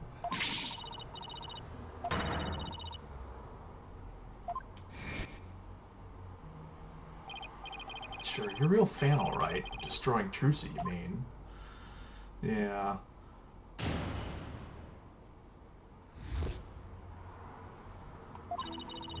I can't believe that Trucy killed Mr. Reyes. I guess it's possible for a small girl to lift a dead body up if she used a stage lift. Is it possible? Could Trucy really have... If Trucy did use a stage lift, I think she must have used stage lift number 2. I was on stage for the entire show, by the way. You were on stage the whole time, and you're sure about that? There's no question. The entire audience could testify to that fact. What's more, she's shown clearly in the TV show footage as well. Couldn't possibly have killed Mr. Reyes, not little old me. Lady doth protest too much, methinks. Therefore, the only person who could have killed the victim under stage is the accused. Furthermore, by using a stage lift, even a petite young lady could have raised the body up to the stage without difficulty. You gotta be kidding me. Very well, the defense may now cross-examine the witness. I mean, okay. even without the knowledge that we have from Trucy, that hasn't been, verified or anything, but, like even without this, she had to move the stage lift number 2 out of the way during the show because it was already all the way up. She couldn't bring it down because apparently you can't bring it down by yourself. So if both stage lifts were up, how could she have used it to lift up the body? Because apparently you can't operate it by yourself. For that matter, how do these lifts work? Because she had to be in order for it to lift her up, somebody else had to be below the stage. Okay, she pushes stage lift 1 into place, right? I guess we'll have to find out how these things work exactly. But so from what I understand, it seems like if she climbed up onto stage lift 1 and it's supposed to operate to push her up into the stage, there has to be like stage hands, other people. Like it can't literally just be the 3 of them. There have to be other people behind the scenes helping out with this sort of thing. And the only reason why she had to move stage lift number 2 is because nobody was in place at that time. Like presumably, if there were stage hands helping out, no, that still seems weird. But I guess that's the only explanation that makes sense. But yeah, like something's definitely funky here. Hold it! You said you were a huge fan of Trucy's, isn't that right? I even became a magician because I wanted to be just like her. First time I saw her, she was performing at the Wonder Bar. She was only in junior high back then, but she got up on stage with tons of confidence. And then she proceeded to win my heart with her astonishing tricks and winning smile. Certainly sounds like she means all of that. So finally being able to perform with her must have been quite a treat for you, right? Oh yes, after all, it was my chance to have her see me, not just as a fan, but as a fellow magician.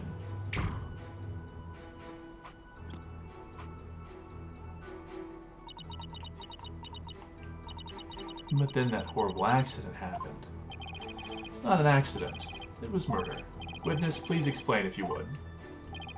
How a small young woman such as Trucy Wright could have raised the body. I guess it's possible for a small girl to lift a dead body if she uses a stage lift. Hold it!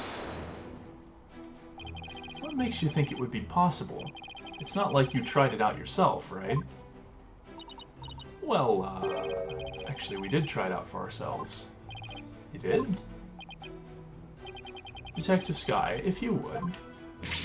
Oh, so that's why you made me do that. Detective Skye, what did he have you do? The prosecutor asked me to try raising one of the male police officers with the stage lift. Not a single word of explanation as to why he was making me do it. You're kidding. It's as if he really can foresee all of our counter-arguments. Do not underestimate this humble servant of the Holy Mother. More like haughty. I guess that means Trucy could have lifted a dead body up. Yeah, but okay. See, that still doesn't explain how this works. Because, okay, if she had to operate the lift to raise someone up, then who operated the lift to raise her up? That means someone else had to have been down there. Otherwise, how was she supposed to get up on the stage during the magic trick? Unless there's a way you can operate the lift while you're standing on it, I guess? Maybe they'll explain that. Does that mean... Is it possible? Could Trucy really have... Hold it! Is what possible? Could Trucy really have what, Mr. Fame? Please finish your sentence. Well, Don't try to beat around the bush. Come right out and say it. Why not tell this court what you really believe? I really believe? Of course I don't believe Trucy could ever commit murder. This amazing and wonderful magician would never do such a thing. But taking all the facts into account, what else can I think? I know of at least 3 other unflattering things you really think about Trucy. How can you attack this girl when she is obviously speaking with reserve? There is such a thing as reading between the lines, Mr. Justice. It's sad how the youth of today lack the ability to do such a basic thing. Looking at me like that isn't going to help me stick my foot in my mouth less, Your Honor. Witness, please describe what the accused might have used to lift the dead body. Alright. She did use a stage lift. I think she must have used stage lift. Hold it! Stage lift number 2. You mean the stage lift shown here on the left? That's right. With the stage lift, I think even a small girl could easily lift a dead body up to the stage. And so that makes her the murderer, in your opinion. Of course not. I believe in Trucy. Like I said, I'm a huge fan of hers. Brother, how long is she going to keep this act up? Defense, what position was stage lift 2 in after the show? Let's see. If I recall, it was in the fully raised position. Ah! And the reason why it was fully raised is because the accused used it to lift the victim's body. Wouldn't you agree? Feel free to slowly mull it over while you roast over the flames of hell, you evil red pepper. Now I'm also evil? Hold it! You didn't have a single spare moment to slip down to the understage passage. Don't tell me you suspect me now. I'm just trying to do my job by fully examining your alibi. Depending on how solid it is, I might have to suspect you, yes. You gotta be kidding me. Don't spit on my head and tell me it's raining, lawyer boy. Right there in the footage. Are you too much of an idiot to see? Huh? Ms. Defame, are you feeling alright? You seem suddenly different. Oh, oops, where did that come from, right? Oh my, I seem to have snapped there for a second, didn't I? Tee. You didn't just snap, you broke character just now.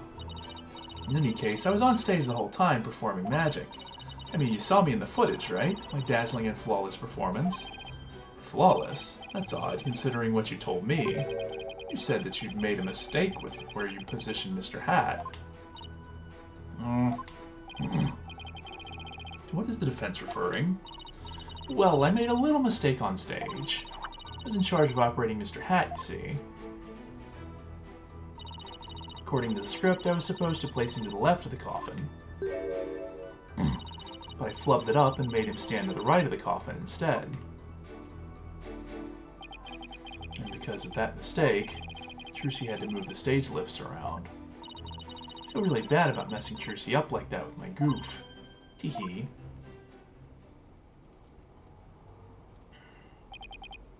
Darn it, I don't see any inconsistencies in her testimony.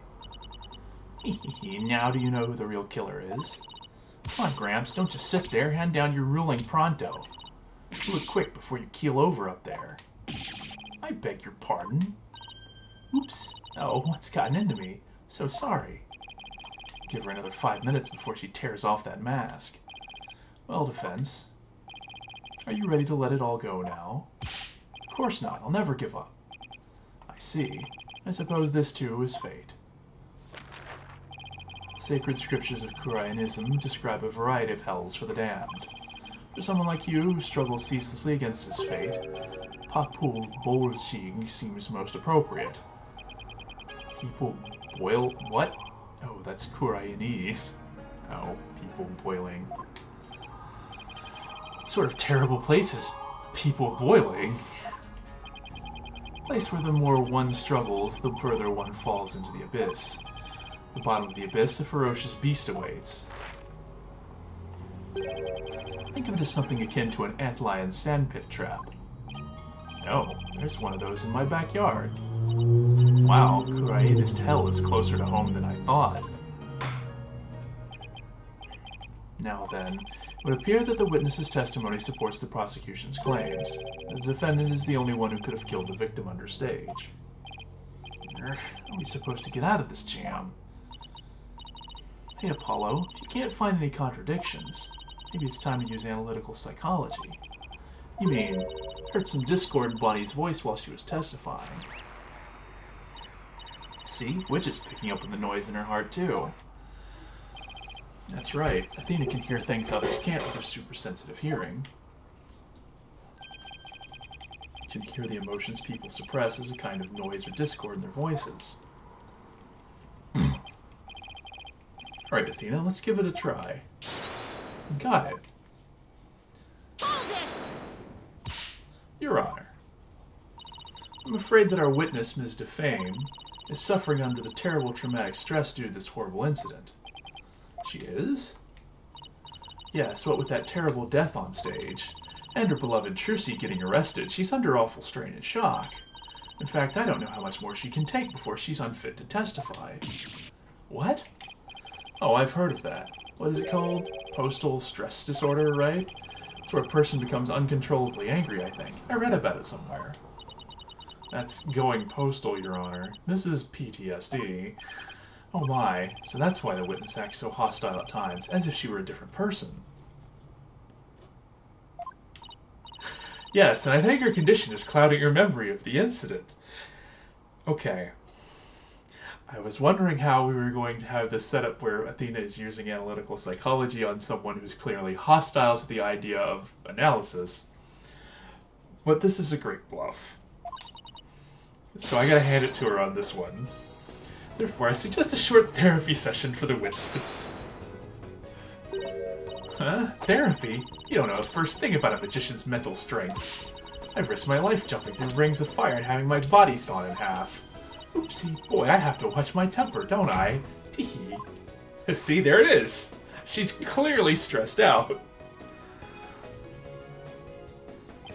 Miss Sykes, please do whatever you can to help this unfortunate young lady.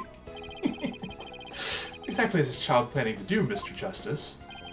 With her super-sensitive hearing, Miss Sykes can hear a witness's true emotions. Simply from tone and inflection, she can tell exactly what a person is feeling. Even pick out feelings that a witness is trying to suppress or hide. Midget projects the emotions I hear into the mood matrix so I can analyze them. It sounds like some sort of spurious devilry. Though I find it hard to believe, I must ask, how do emotions constitute evidence? I won't say that emotions can be taken as evidence per se. I have seen how instrumental Miss Sykes' work has been in cracking a case. Therefore, I wholly support giving it a try. I see. If you are in favor of it, Your Honor, then I have no objections. Even this mere monk can see that something disturbs the witness. I'll disturb you? Oh, thank you for understanding, Prosecutor Sudmati. It's pretty... I gotta appreciate that they're basically using her own duplicity against her. You remember how to conduct a therapy session, right? And you want me to lead the session? Of course. You're the lead on this case, after all. Fair enough, but, do I need a refresher? Why not? Okay, but I think I could use a refresher.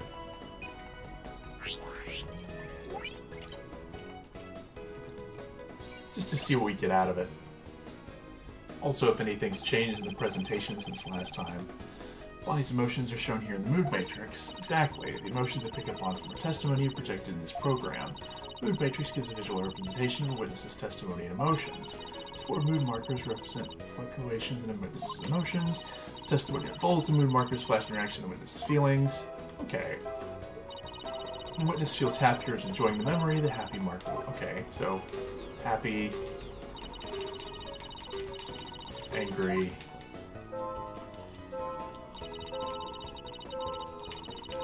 sad. I can't remember if those are the same names they used for them, but it's essentially working the same way. Never know. Need to find a conflict between what she's saying and which mood markers are blinking. That's right. Ms. Defame definitely has some conflicted emotions. See? Widget reacts to the suppressed emotions I pick up and then projects them as noise. You can pinpoint the inconsistencies between her testimony and her feelings. The noise level should drop to 0 and the therapy session will be a success. You find unexpected emotion, first pinpoint... Okay, yeah.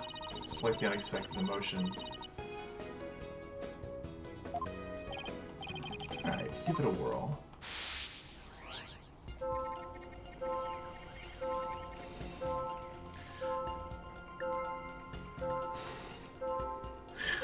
What an image. I guess Trucy is the one who killed Mr. Reyes. Even she can move the body with that. Okay, this is... Seeing a conniving Trucy is worth the price of admission for these images. This is hilarious. Huh, okay, so there's some kind of device that moves it? So I guess it's possible to move it while you're on it if you have the control device on top of it. It's weird that they tried moving it back down with the winch, though. Interesting. That's on stage at the time. That terrible mistake.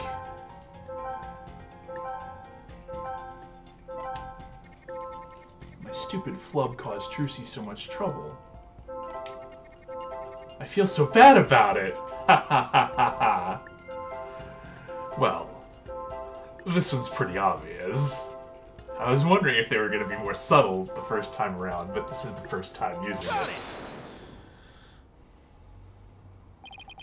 I have to say, Mr. Fame, you certainly are a strange one. Even though you said, I feel so bad about it, it seems you were feeling happy about it.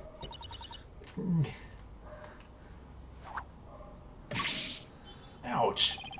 I think I can guess why you were feeling happy. Must be because...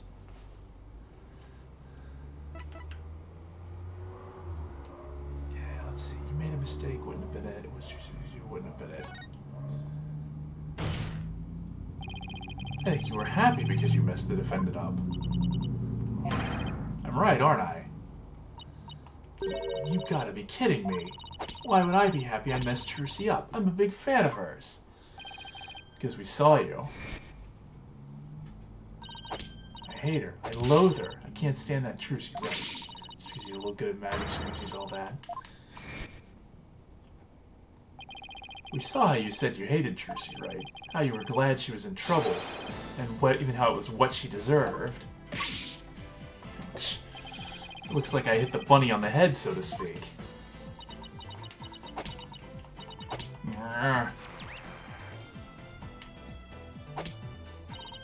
Apollo, the noise level dropped. Now if we could get it down to 0.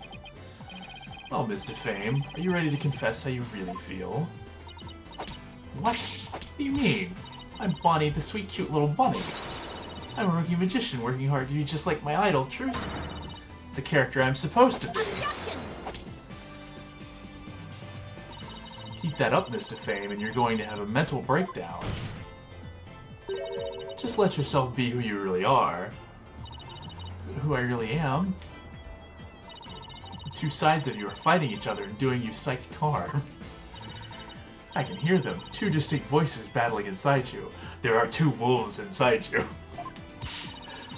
Shut your pie hole, you know-nothing, know-it-all. See, look at those deranged reactions you're having. I mean, you mustn't say things like that, or I might get flustered. Mr. Fame, how long do you insist on maintaining this wolf in sheep's clothing act? You can't end this therapy session until you get real with us. Set the wild beast inside you free.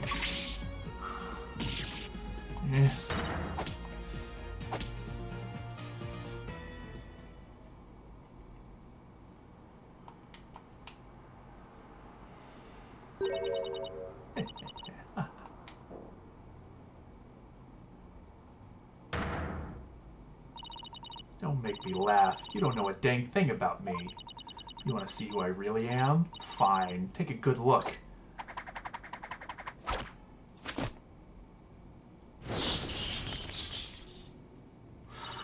Well, that was certainly a change.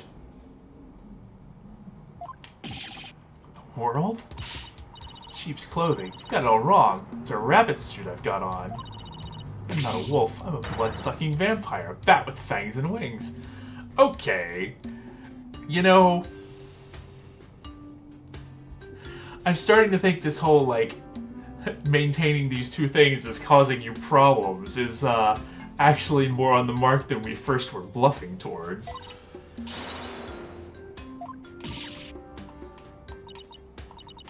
I think we just opened Pandora's box. Finally done with that goody two-shoes cottontail act. Free as a bat, kiki.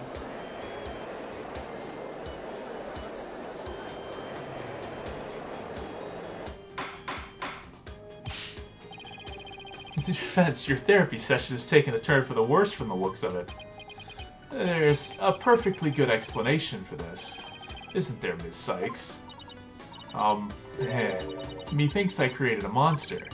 We blew it. Hey you, lobster boy. Who, me? I think I'm glad Trucy's in trouble, but I think she's getting her just desserts. Her just deserts.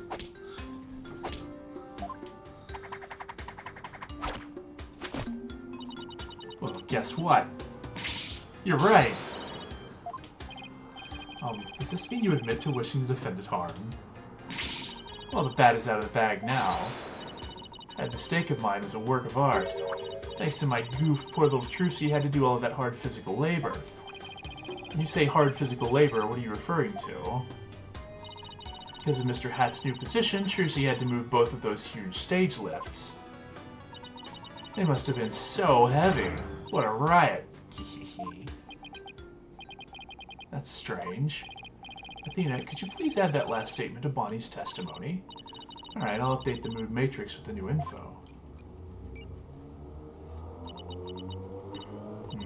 Hey, Apollo. Now there's a new inconsistency in the testimony. Yeah, she finally slipped up, so what do I need to do now? Well, from this point onward, you just do what you do best. Find the contradiction and present evidence to refute it. Got you now, Bonnie the Fame.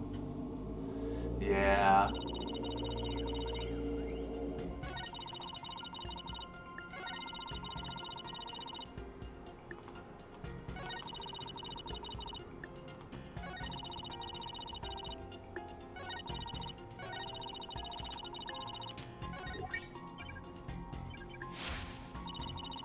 You know what? Sirs are right.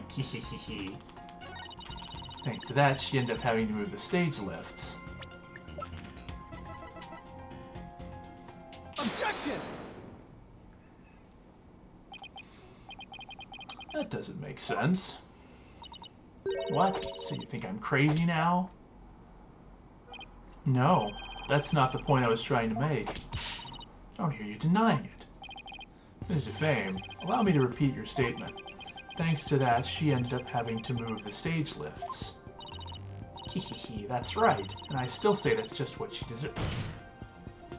But how did you know? How did you know Ms. Wright moved the stage lifts? Huh? According to her own statement, she didn't tell anyone that she had done so. What?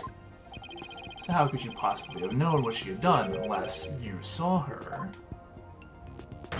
You saw Ms. Wright moving the lifts in the understage passage, didn't you?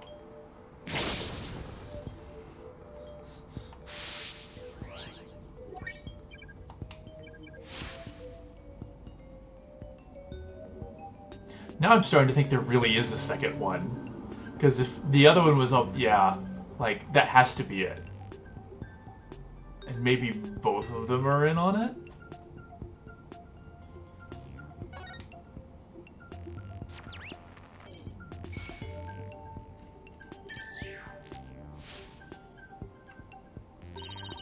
You did it, Apollo. Noise levels are at 0%. But Mr. Justice, wouldn't that mean... Yes, Your Honor, Ms. Defame herself was under the stage where the victim was killed. I hardly need to tell the court what that means. You're one artful liar, Ms. Defame, and one spectacular suspect. Yeah!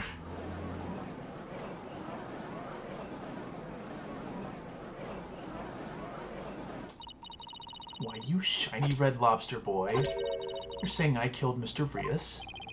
I'm saying that it's a possibility. What's more, I say you had a solid motive to frame my client for the murder as well. Objection! My apologies for raining on the defense's merry revelry. But you seem to have forgotten one very important point. Oh, really? The TV footage. As you can clearly see, Ms. Defame was on the stage the whole time. The entire audience can bear witness to that fact, including you. Oh, yeah. You have just taken a long and senseless journey, only to return to the starting line. The witness could not have been in the understage passage, which means the only one left who could have killed the victim is the accused. Guess the party's over. But Ms. Defame knew something she couldn't have known unless she was under the stage. How do you explain that, Prosecutor Sudmati? It's quite simple. The accused must have told Ms. Defame about it, but then forgot. Open those useless eyes of yours and take a good look at the footage. If Ms. Defame really was in the understage passage, it would mean she was on stage and understage. There are two of them. That's gotta be what it is.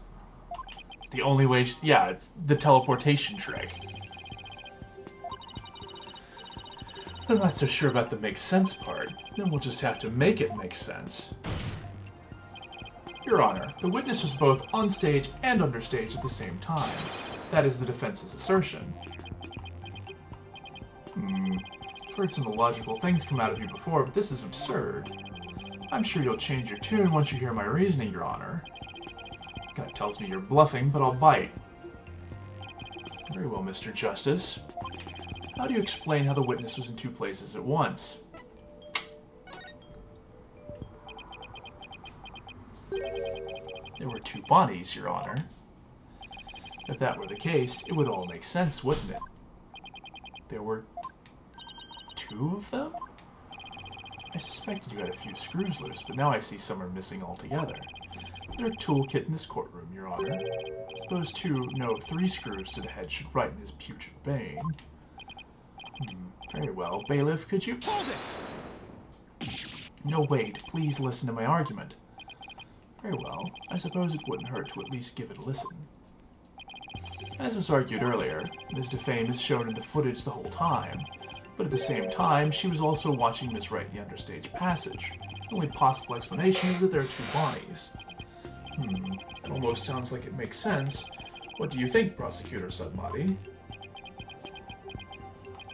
This humble servant of the Holy Mother is of the opinion that we should lose no time in replacing the defense's many lost screws. But, Apollo, it goes against reality itself to say that one person is actually two. We don't have to be bound by reality. After all, we're talking about magic here.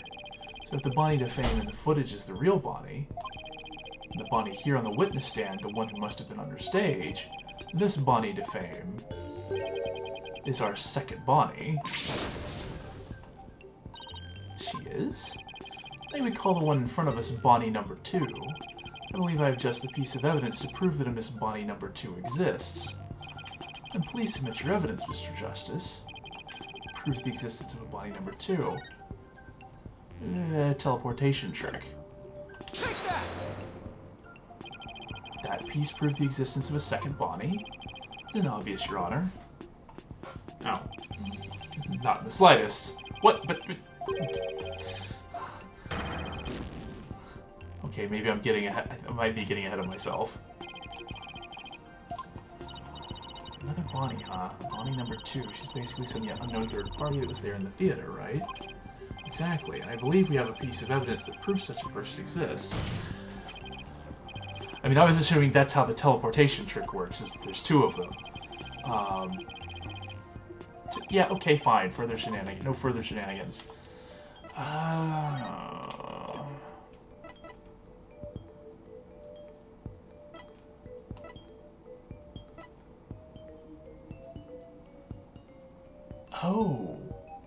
That's who the unknown fingerprints belong to. I see. That would explain it. Take that! What's this? During our investigation, we found a set of unknown prints on the coffin on the stage. These prints were most likely left during the course of the show.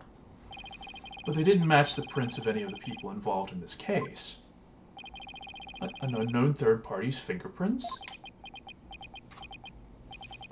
I was not told of this.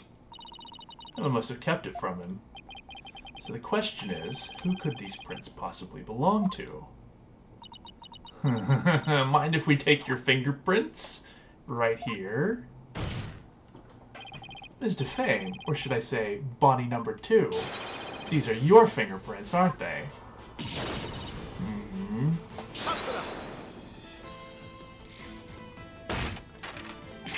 Enough of this foolishness. One person could not possibly be two. His fingerprints could have been left not only during the show, but at any time. Yeah, you've never heard of twins, dude? Not like you to lose your cool like that, Prosecutor Sadmati. And I'm sure you know that exactly when the fingerprints were made is not the main issue. What do you mean by that, Mr. Justice? The issue is who do these unknown prints belong to? They're certainly not Bonnie DeFame's. But what if they belong to the person standing right in front of us? Oh, you mean Bonnie number 2 is the second Bonnie? Is that what you're implying? It's preposterous that you say those prints belong to the witness. I say they must belong to some other unknown individual. Prosecutor Sadmati, can you really look at her and still say that? What are you looking at? Take a picture, it'll last longer. How could this be? If we check her prints, I'm sure they'll match the unknown set. Well, Bonnie, the prints that don't belong to the real you belong to you, don't they, Bonnie number 2?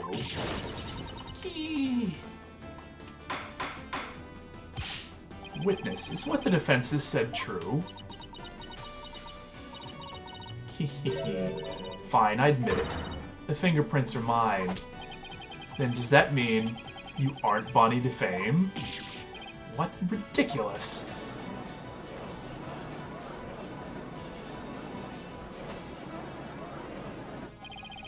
Are there really 2 Bonnies? Nope, there's only 1 Bonnie. That's because I'm Betty. Of course, because she's a bat, so she's Betty instead of a bunny, who would be Bonnie. Betty DeFame, of course. Ladies and gentlemen of the court, it's time for a wondrous magic show. Gasp in amazement as this lagomorphing illusionist performs her teleportation magic. Yeah, the teleportation trick.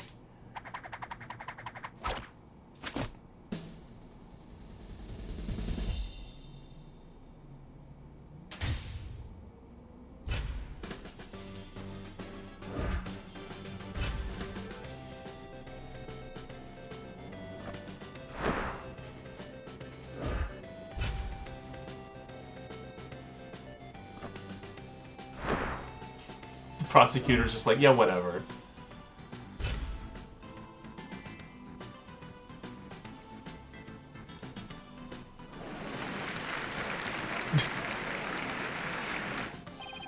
What an amazing trick. The witness is suddenly split into 2 people. Come on, Judge. It's not a trick. No gimmick to it either. They're simply twins. Yep. So that's how the teleportation... Guys, come on. Ever since our debut, I've had to hide or pretend I'm Bonnie. Oh, cute and sweet and goody-goody. Oh, I can't tell you how stressful it's been. I don't have to hide anymore. That's right, our days of sneaking around are finally over. Their cover is blown, but they actually seem pretty happy about it. So which one of you is the nice Bonnie DeFame we met in the dressing room? That would be me. And the sharp-tongued Bonnie we saw with the ratings Raja under stage was... Hey, what are you calling sharp-tongued? It's all starting to make sense now.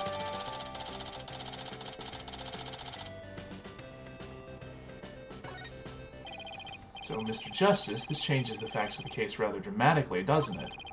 It certainly does. During the show, it was Bonnie who was on stage the whole time, so Bonnie couldn't have committed the crime.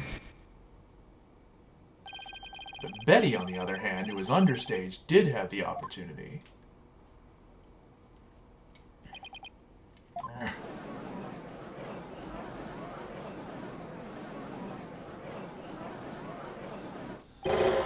Well, so we now have 2 suspects. Wait just a minute there, Lobster Boy. I didn't do it. That's right, Betty might have a foul mouth, but she'd never kill anybody. Hey, who's got a foul mouth here? Oh, well, speak up, alright? Please save your sibling squabbling for later. Betty, you must have been in the understage passage during the show. Otherwise, you wouldn't have known about the stage lifts being moved. So what exactly were you doing down there? Fine, I'll testify. Anything to get you off my back. Prosecutor Sadmati, Betty DeFame is ready to testify. What do you say? He's just like, I'm done with this. Betty, you lied to this humble servant of the Holy Mother. Hey, what else could I do? Could blow our cover and ruin our magic act. Hehehe. Besides, am I gonna go to your Twilight Hell or whatever for being a liar? You will indeed. However, it won't be after your death. Rather, I shall give you a taste of your punishment on this mortal coil in interrogation hell. Now then, Betty DeFame, please explain to this court what exactly you were doing under the sage.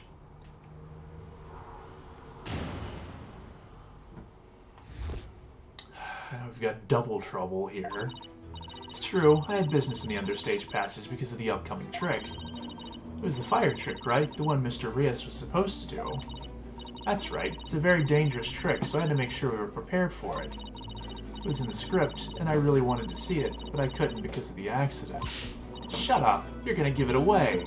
Anyway, I was real busy. Yeah, way too busy to have the chance to kill Mr. Rias. Hey.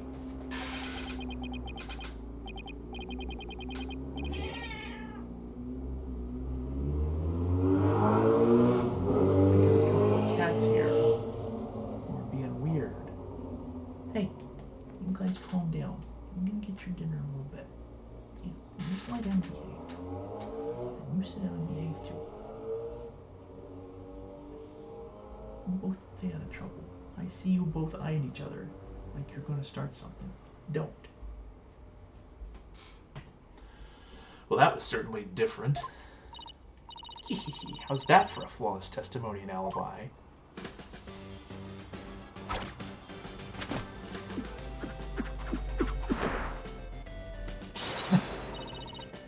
Magic's real. It's not a trick or a gimmick. Strain. Oh my, she's floating. Not quite. Your Honor. Hey, I told both of you to stay out of trouble. Stop it. Stop it.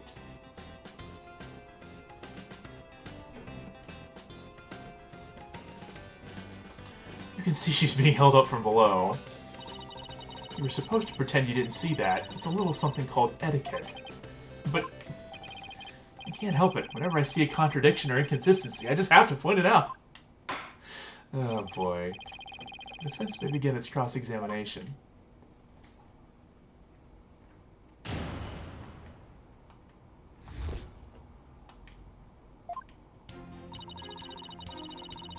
Understage passage because the unconscious. In the understage passage, which, need I remind you, is the crime scene, then you most certainly should be counted as a potential suspect. I don't have any motive to kill Mr. Rias.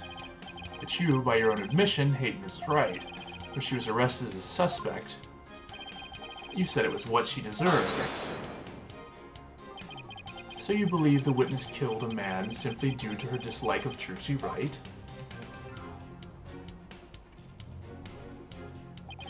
As a motive, is that not improbable at best? But what if her hatred caused her to bear a strong sense of malice against my client? Look, Trucy just made me mad, that's all. I mean, even though she's younger than me, she's got so much skill and popularity. She's cute, besides. She makes me so mad I wish she would drop dead.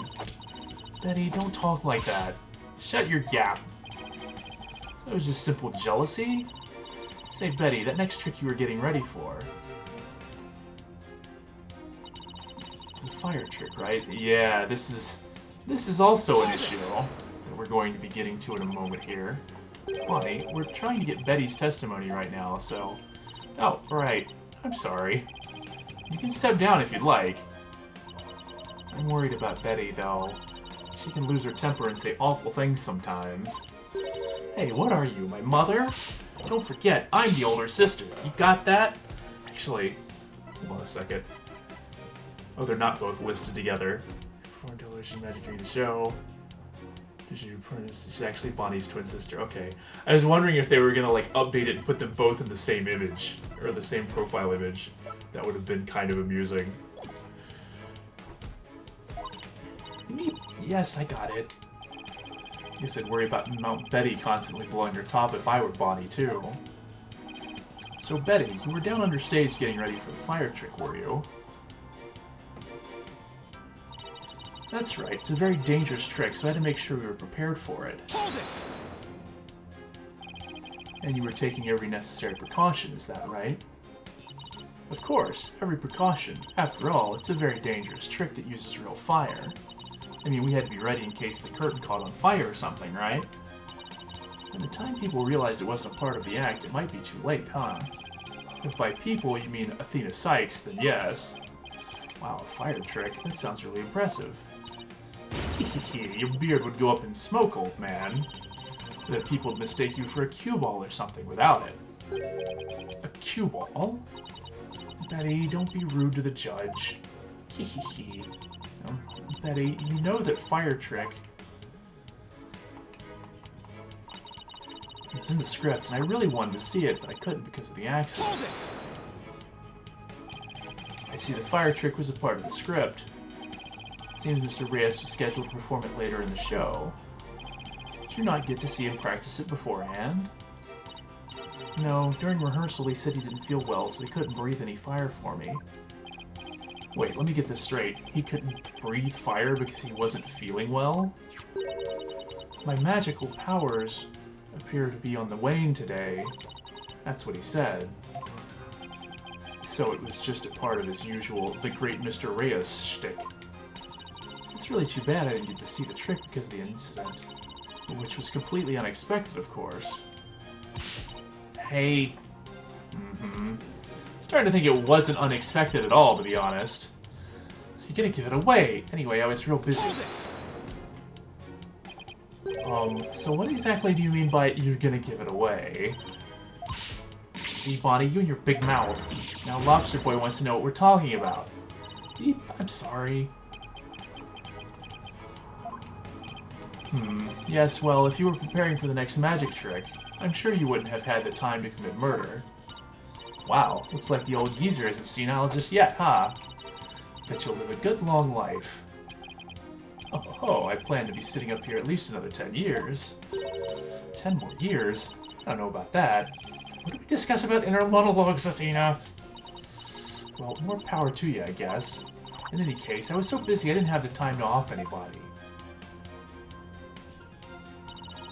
Yeah, way too busy to have the chance to kill Mr. Reyes.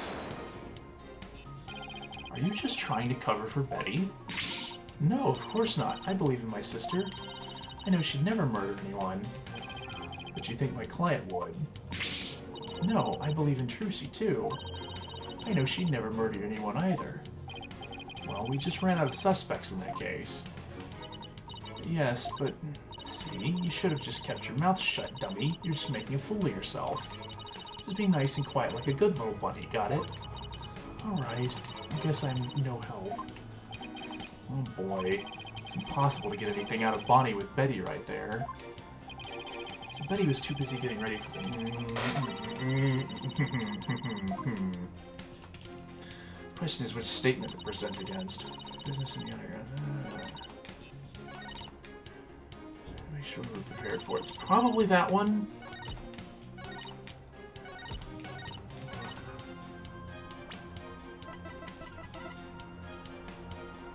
Objection!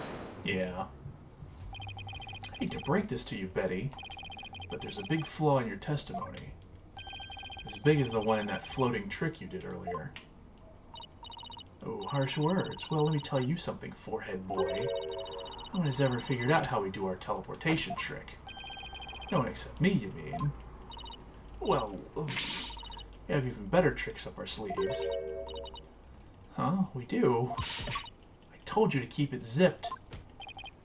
Now, don't fight, you two. Mr. Justice, what's this about a flaw in the testimony?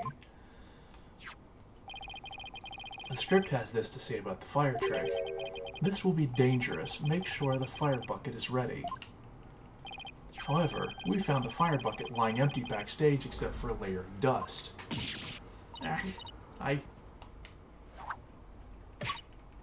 Ouch. You didn't even attempt to get ready for the next trick, did you, Betty? You got me.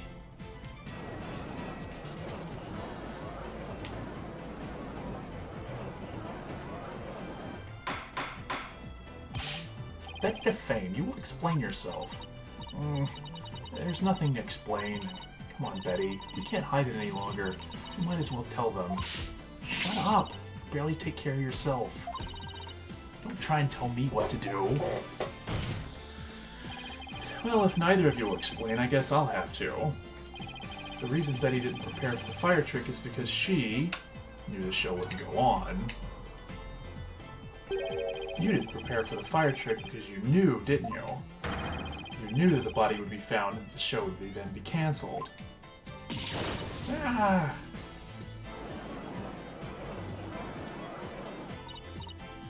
Don't be ridiculous, you insignificant speck of a man.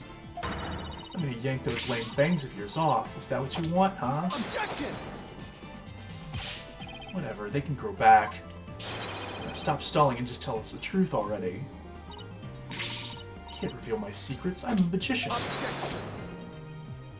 Even he's getting... You've been chasing the shadow of an illusory culprit defense. And having chanced upon a convenient target, you've let yourself get carried away. Exactly. Where's your proof, huh? And yet, I can see that the witness's taste for false words has also been proven.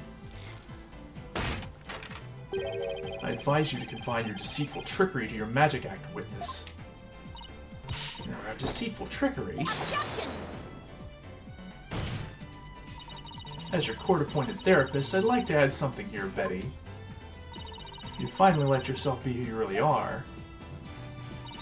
But if you continue to hide behind lies, you'll just be imprisoning your heart all over again. Ugh, all these questions mean you're trying to put me in prison for real. I'll be behind bars either way. Does that mean you're admitting your guilt? Of course not. I can't believe you people. Every one of you thinks I did something I didn't do. You... lobster boy, cue ball geezer, headcase brat, Cerberus monk.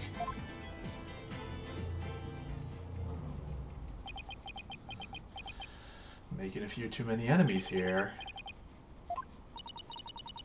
Headcase brat, really? Betty, calm down. Come on now, deep breaths. Deep breaths. Look, I'm not the murderer, I tell you. Then how did you know the show would be called off before the fire trick? I told you, we can't reveal our secrets. We're under contract. Contract? What is she talking about? Be that as it may, you're obviously a suspect in this case. Objection!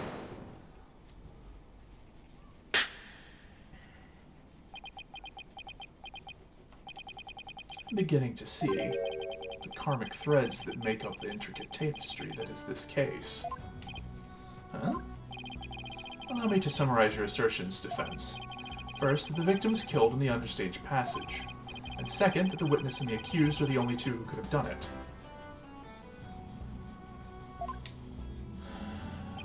Exactly. What's more, Betty knew that the body would be found, and that the magic show would then be called off. Therefore, it's reasonable to conclude that Betty killed the victim understage. But what if Betty knew that the show would be called off for some other reason? Like what? In the course of my investigation, I found it strange that the dragon set piece fell when it did. That, in conjunction with the body tumbling from the coffin in such a dramatic fashion, all seemed too perfect for mere happenstance. It was as though the entire chain of events had been planned out in advance.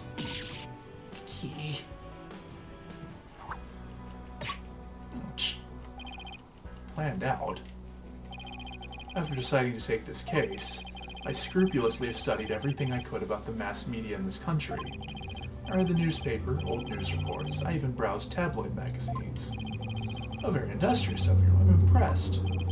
During this process, I learned about a strange practice favored by the TV world. A practice called the hidden camera prank. Ah! Betty and Bonnie, you knew about this, did you not? About the dead body appearing, the set piece falling, the show being suspended. You two were informed of this plan by Take-Two TV in advance, correct? Ah. Is that true? Betty, please, let's tell them now. I can't hold it in anymore. Arrgh. Dang it, fine, you got us. Everything the prosecutor said is true. TV station paid us to cooperate with them on this plan. It was all a prank, a big setup planned out in advance. Mr. Reyes showing up dead in the coffin. The set piece falling down. It was all completely scripted. It was all a prank? What in the world is happening here? Bonnie, is this really true? I like that he asked Bonnie because Mr. Reyes was supposed to pretend to be dead. That's how it was supposed to go. So he was in on it too? That's right. He was supposed to show up dead in the coffin, and then the set piece would fall down. Trucy would be shocked and start to panic. That's how the prank script went. What? The heck kind of prank is that? We never thought he'd actually wind up dead. Yeah, that was the only thing that was different from the script. Poor Mr. Reyes. I'm so completely lost right now. Betty and Bonnie, it certainly sounds like you have some explaining to do.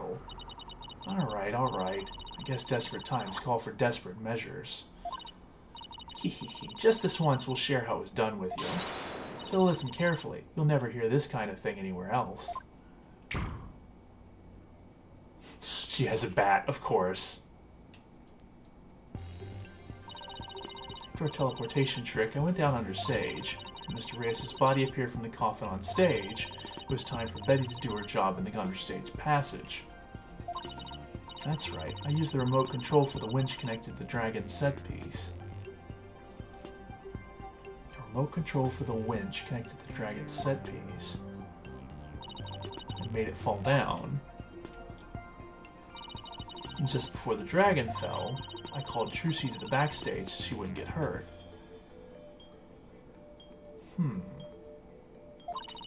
After that, the plan was for Mr. Reyes to come back to life in front of a panicked Trucy. He was supposed to laugh and flap it away. That was how it's scripted anyway. For some reason, he really did turn up dead, so he kind of just stayed on the ground. What kind of sick joke is that? It sounds like a terribly mean-spirited prank to me. Poor defendant was trying to do her magic show. I guess so. I'm sorry, Trucy. Whatever. It's all the ratings Raja's idea anyway. Yeah, it sounds like just the kind of thing a guy like him would come up with. This is the prank plan script we got from the ratings Raja. You know what, I should check something.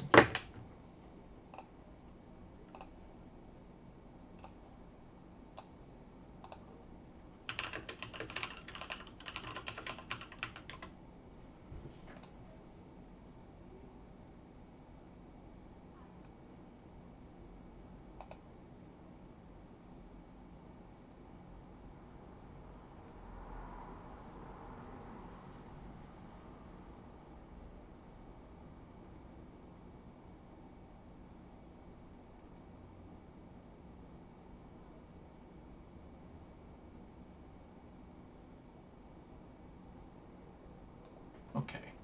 I just realized I didn't want to make sure I was pronouncing that correctly. It looks like the J is pronounced like that, so I guess we'll run with it.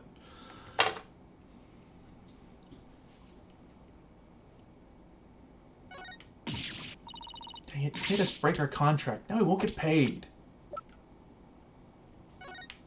Reyes' body will appear in this supposedly empty coffin, which causes a big ruckus. After capturing a bit of Trucy's reaction on the film, Mr. Reyes will come back to life.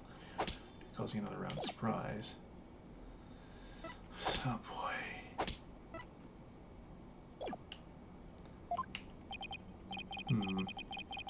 Where does this all leave us? Who killed the victim? And when? Yes, exactly. Those are the key questions. Mr. Reyes was only pretending to be dead in the coffin as part of the prank. And when he was understage, there would still be life within him. And if that is the case, then Betty, who is also understage, may be excluded from our list of suspects.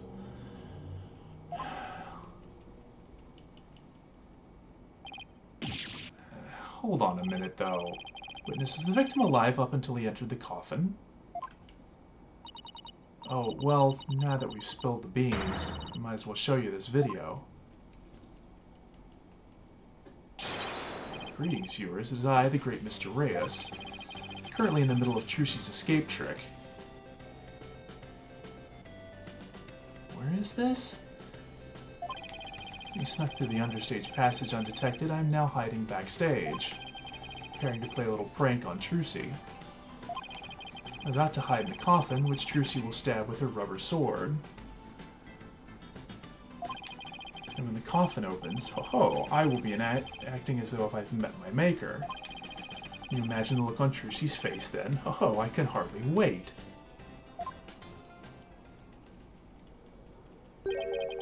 He's about to hide in the coffin?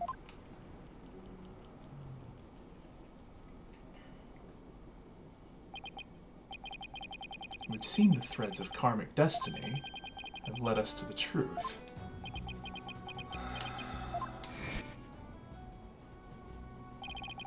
The victim passed to the understage where Betty DeFame was,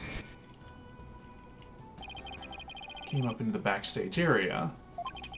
We know this because Mr. Reyes appeared to be backstage when he shot the video he saw. It appears that way, yes.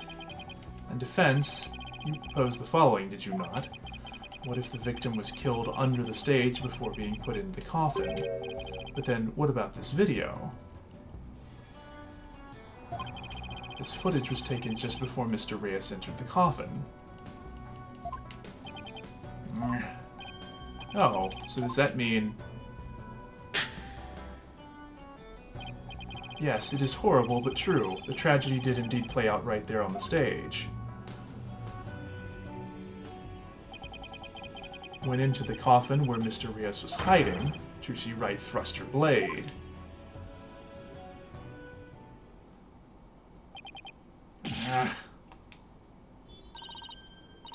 See? Told you so. So are you saying the incident was a tragic accident that happened during a prank? It would be an accident if the accused had no knowledge of the prank beforehand. So let us ask the accused herself. Ms. Wright, did you have prior knowledge of the prank? What? I... Tell him, Trucy, you didn't know anything about it, right? Of course I didn't. I didn't know a single thing about it. Objection. Still think you can play innocent, do you? In that case, you leave me little choice but to present this piece of evidence.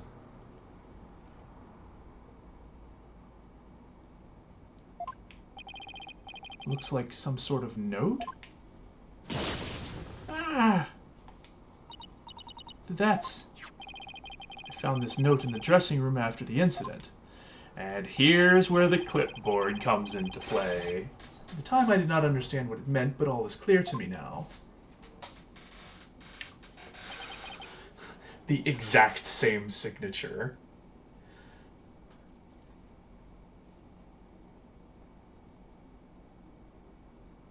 What? Okay, so it's printed except for her signature, right? This isn't a setup at all.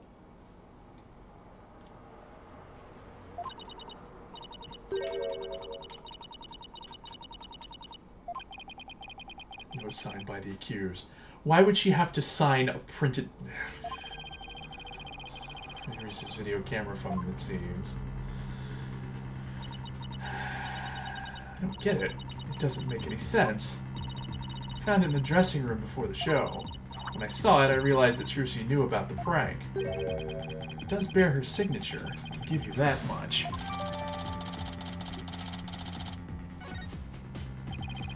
So the defendant had prior knowledge of the prank? It would appear so, yes. When she learned about the plan to trick her, she decided to use it to her own advantage. She thrust the steel sword into the coffin where the victim stood, chuckling to himself. Is that not what happened, Ms. Wright? Of course not. I didn't write or sign that note. But the handwriting matches yours. Yes, it exactly matches hers. Like, so this is the thing about handwriting analysis. There's a point at which it becomes too similar. Like, I mean, it's possible she's practiced it enough that she can make it look the same way every time, but really, if it looks exactly the same, there are shenanigans at work. And this one seems like it's going to be exactly the same. But I didn't do it. It wasn't me. Explain the existence of this note. You can do that, can you not? I can. Can't explain it. I didn't write it, so I don't understand. I didn't kill Mr. Rios. You have to believe me.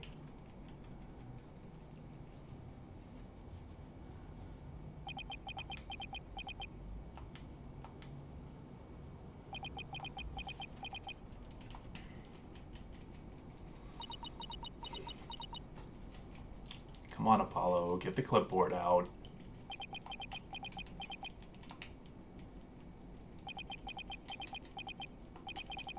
Silence is deafening. Continue struggling against the threads of your own karma if you wish, accused. Even as you are inescapably caught in the web of fate you've spun for yourself.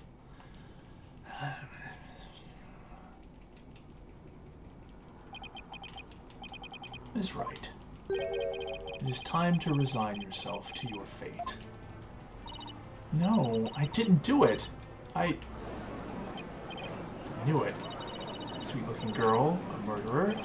She took all of us in with that act of hers. I told you, I knew she was a homicidal witch. But I didn't do it. I really didn't. Why doesn't anybody believe me? Shut up, you kid. Oh boy.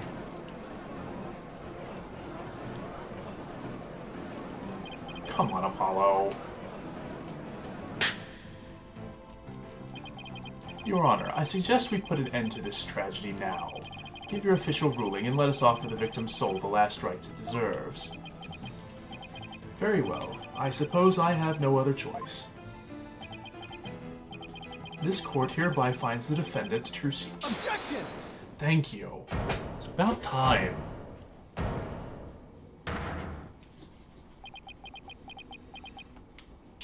The defense has an objection. Apollo, you, even now, you would... I won't give up, and I refuse to let either of them down. Mr. Wright, who's counting on me, and Trucy, who's put all of her faith in me. Mr. Justice, the fact that you have raised an objection means that you have evidence with which to refute the prosecution's claims, correct? Yes, of course, Your Honor. Do we really have anything, Apollo? Actually, we do. There's one piece of evidence we can present here. Very well, Mr. Justice, you may proceed. As we saw in the show footage, there's no question the defendant thrust a sword into the coffin. The defense doesn't dispute this point. But let's not forget that this was a magic show filled with tricks and illusions. We can't take everything we see at face value. So you're saying some sleight of hand was somehow involved? Yes, the defense contends that the sword the defendant used was not the cause of death. What was it Trucy told me she did just before she thrust the sword into the coffin? Very well. Let us see your evidence then, Mr. Justice. But remember, you interrupted my verdict to make this claim. Wait, you'll be severely penalized if you find you're bluffing. Hold on. It's fine, Your Honor. It shows that it's possible that the sword Miss Wright used was not the cause of death. Okay. This wasn't where I was expecting us to go with this, so now I'm a little confused. Sword is not the cause of death.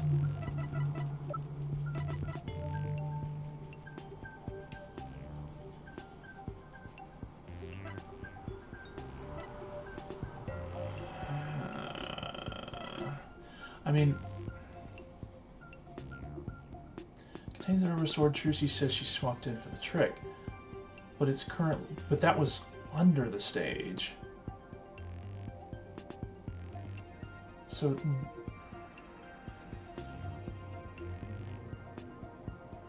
and that's not really showing that it was switched. Video camera after master race. No, that's not it.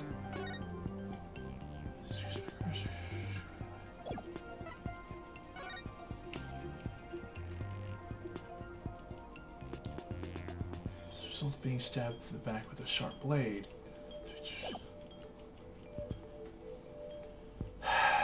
I mean,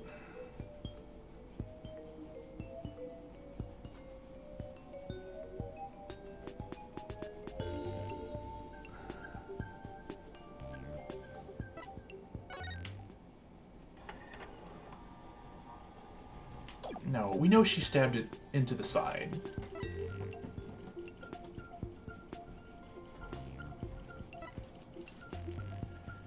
There's still a couple of things that haven't been addressed, because, I mean, obviously, yeah, there's this. Shock as a result of being stabbed through the back with a sharp blade. Shock as a result of being stabbed through the back with a sharp blade. Like, there's still the fact that there's no blood leaking out in the actual coffin. Like, if he had been stabbed in the coffin, there should have been blood everywhere. Like, some amount of blood should have come out when, you know, the blade was removed. The fact that there wasn't any blood on the inside of the coffin is a problem.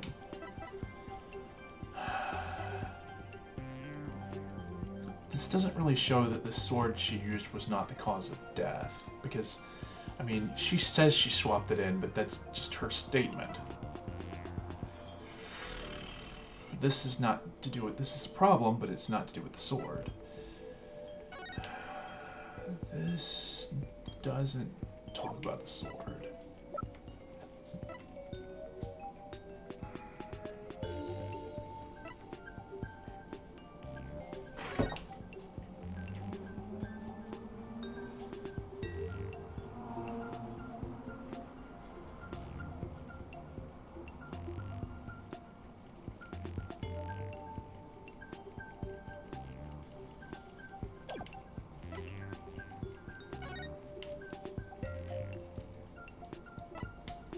There's also the fact, there's this is also a problem, because if he was in the coffin like this,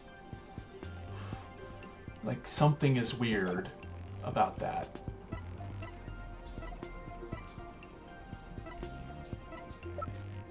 I mean, I guess the most likely thing is this. It could be this, could be outside chance it could be this. Could also be this. And it could also be this. Like, all of them are kind of a part of it. I guess this is the strongest one, since it says that it was stabbed in the back and his back wasn't facing the... I'll go with it. Nope, that's not it.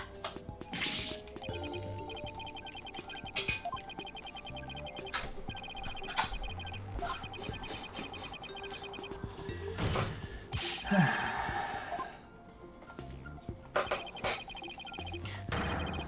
whopper of a penalty for that bluff, yeah.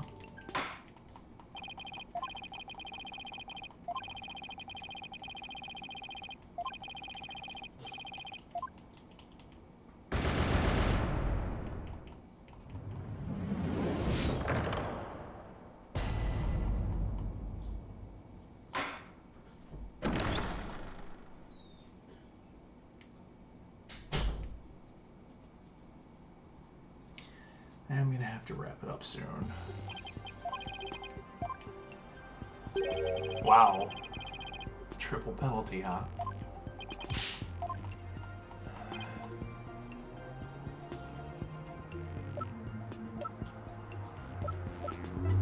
guess we're gonna talk about swords. Take that!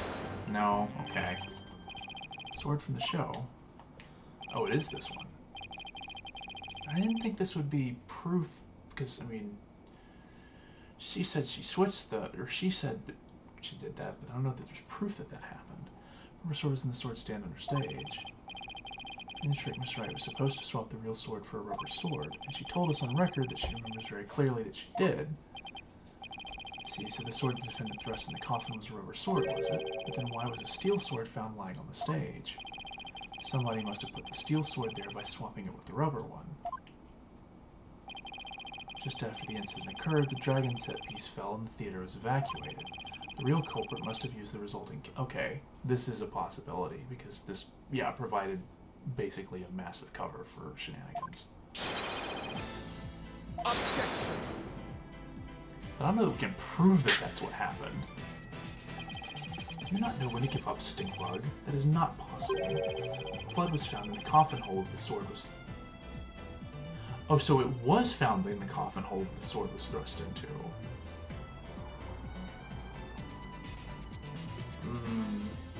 They could have done a better job explaining that, because it didn't seem like that was the case from our investigation. Must have been left there when the accused withdrew the sword. It's incontrovertible proof the sword she used was the steel one. Objection! But that blood could be the result of someone tampering with the crime scene after the fact. After the set piece fell and the audience was cleared out of the theater. There's plenty of time for somebody to plant that blood there. Objection! The sword the accused used was a rubber one.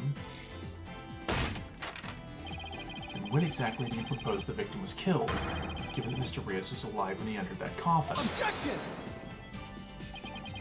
Finding the answer to that question is precisely why we need to continue this trial. To express my opinion, by all accounts, it is certainly reasonable to suspect the defendant based on the evidence. As to the question of whether the sword the defendant used was rubber or steel, I believe further discussion is warranted. I suggest we hear from the defendant herself on this issue. Very well, Your Honor. Yes, I saved it, somehow. Too close for comfort, but still. It's possible the blow was placed there after the fact. Okay, well, in that case, let's adjourn for a brief 15-minute recess. Advise the prosecution and the defense to use this time to prepare. Well, I think we might be coming up on a stopping point here. To be continued? Okay. Well, we can consider this a to be continued point even if it isn't one.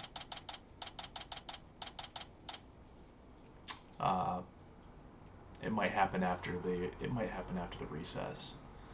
But I think this is a good stopping point. This case has certainly taken some twists and turns, some of them expected, some of them not so much. But I like how it's going. It's pretty interesting. I think we're still in a good position. There's still some things that haven't been discussed yet that I think will need to be, but hopefully those are going to be coming up pretty soon. But that's going to be it for tonight. Hope you all enjoyed this stream, or the video if you're catching it later. Yeah, I don't know when the next one will be. Might be next weekend. If I can get a chance sometime during the week, we'll see. But at any rate, that'll be it. Take care. Have a good evening. We'll see you next time.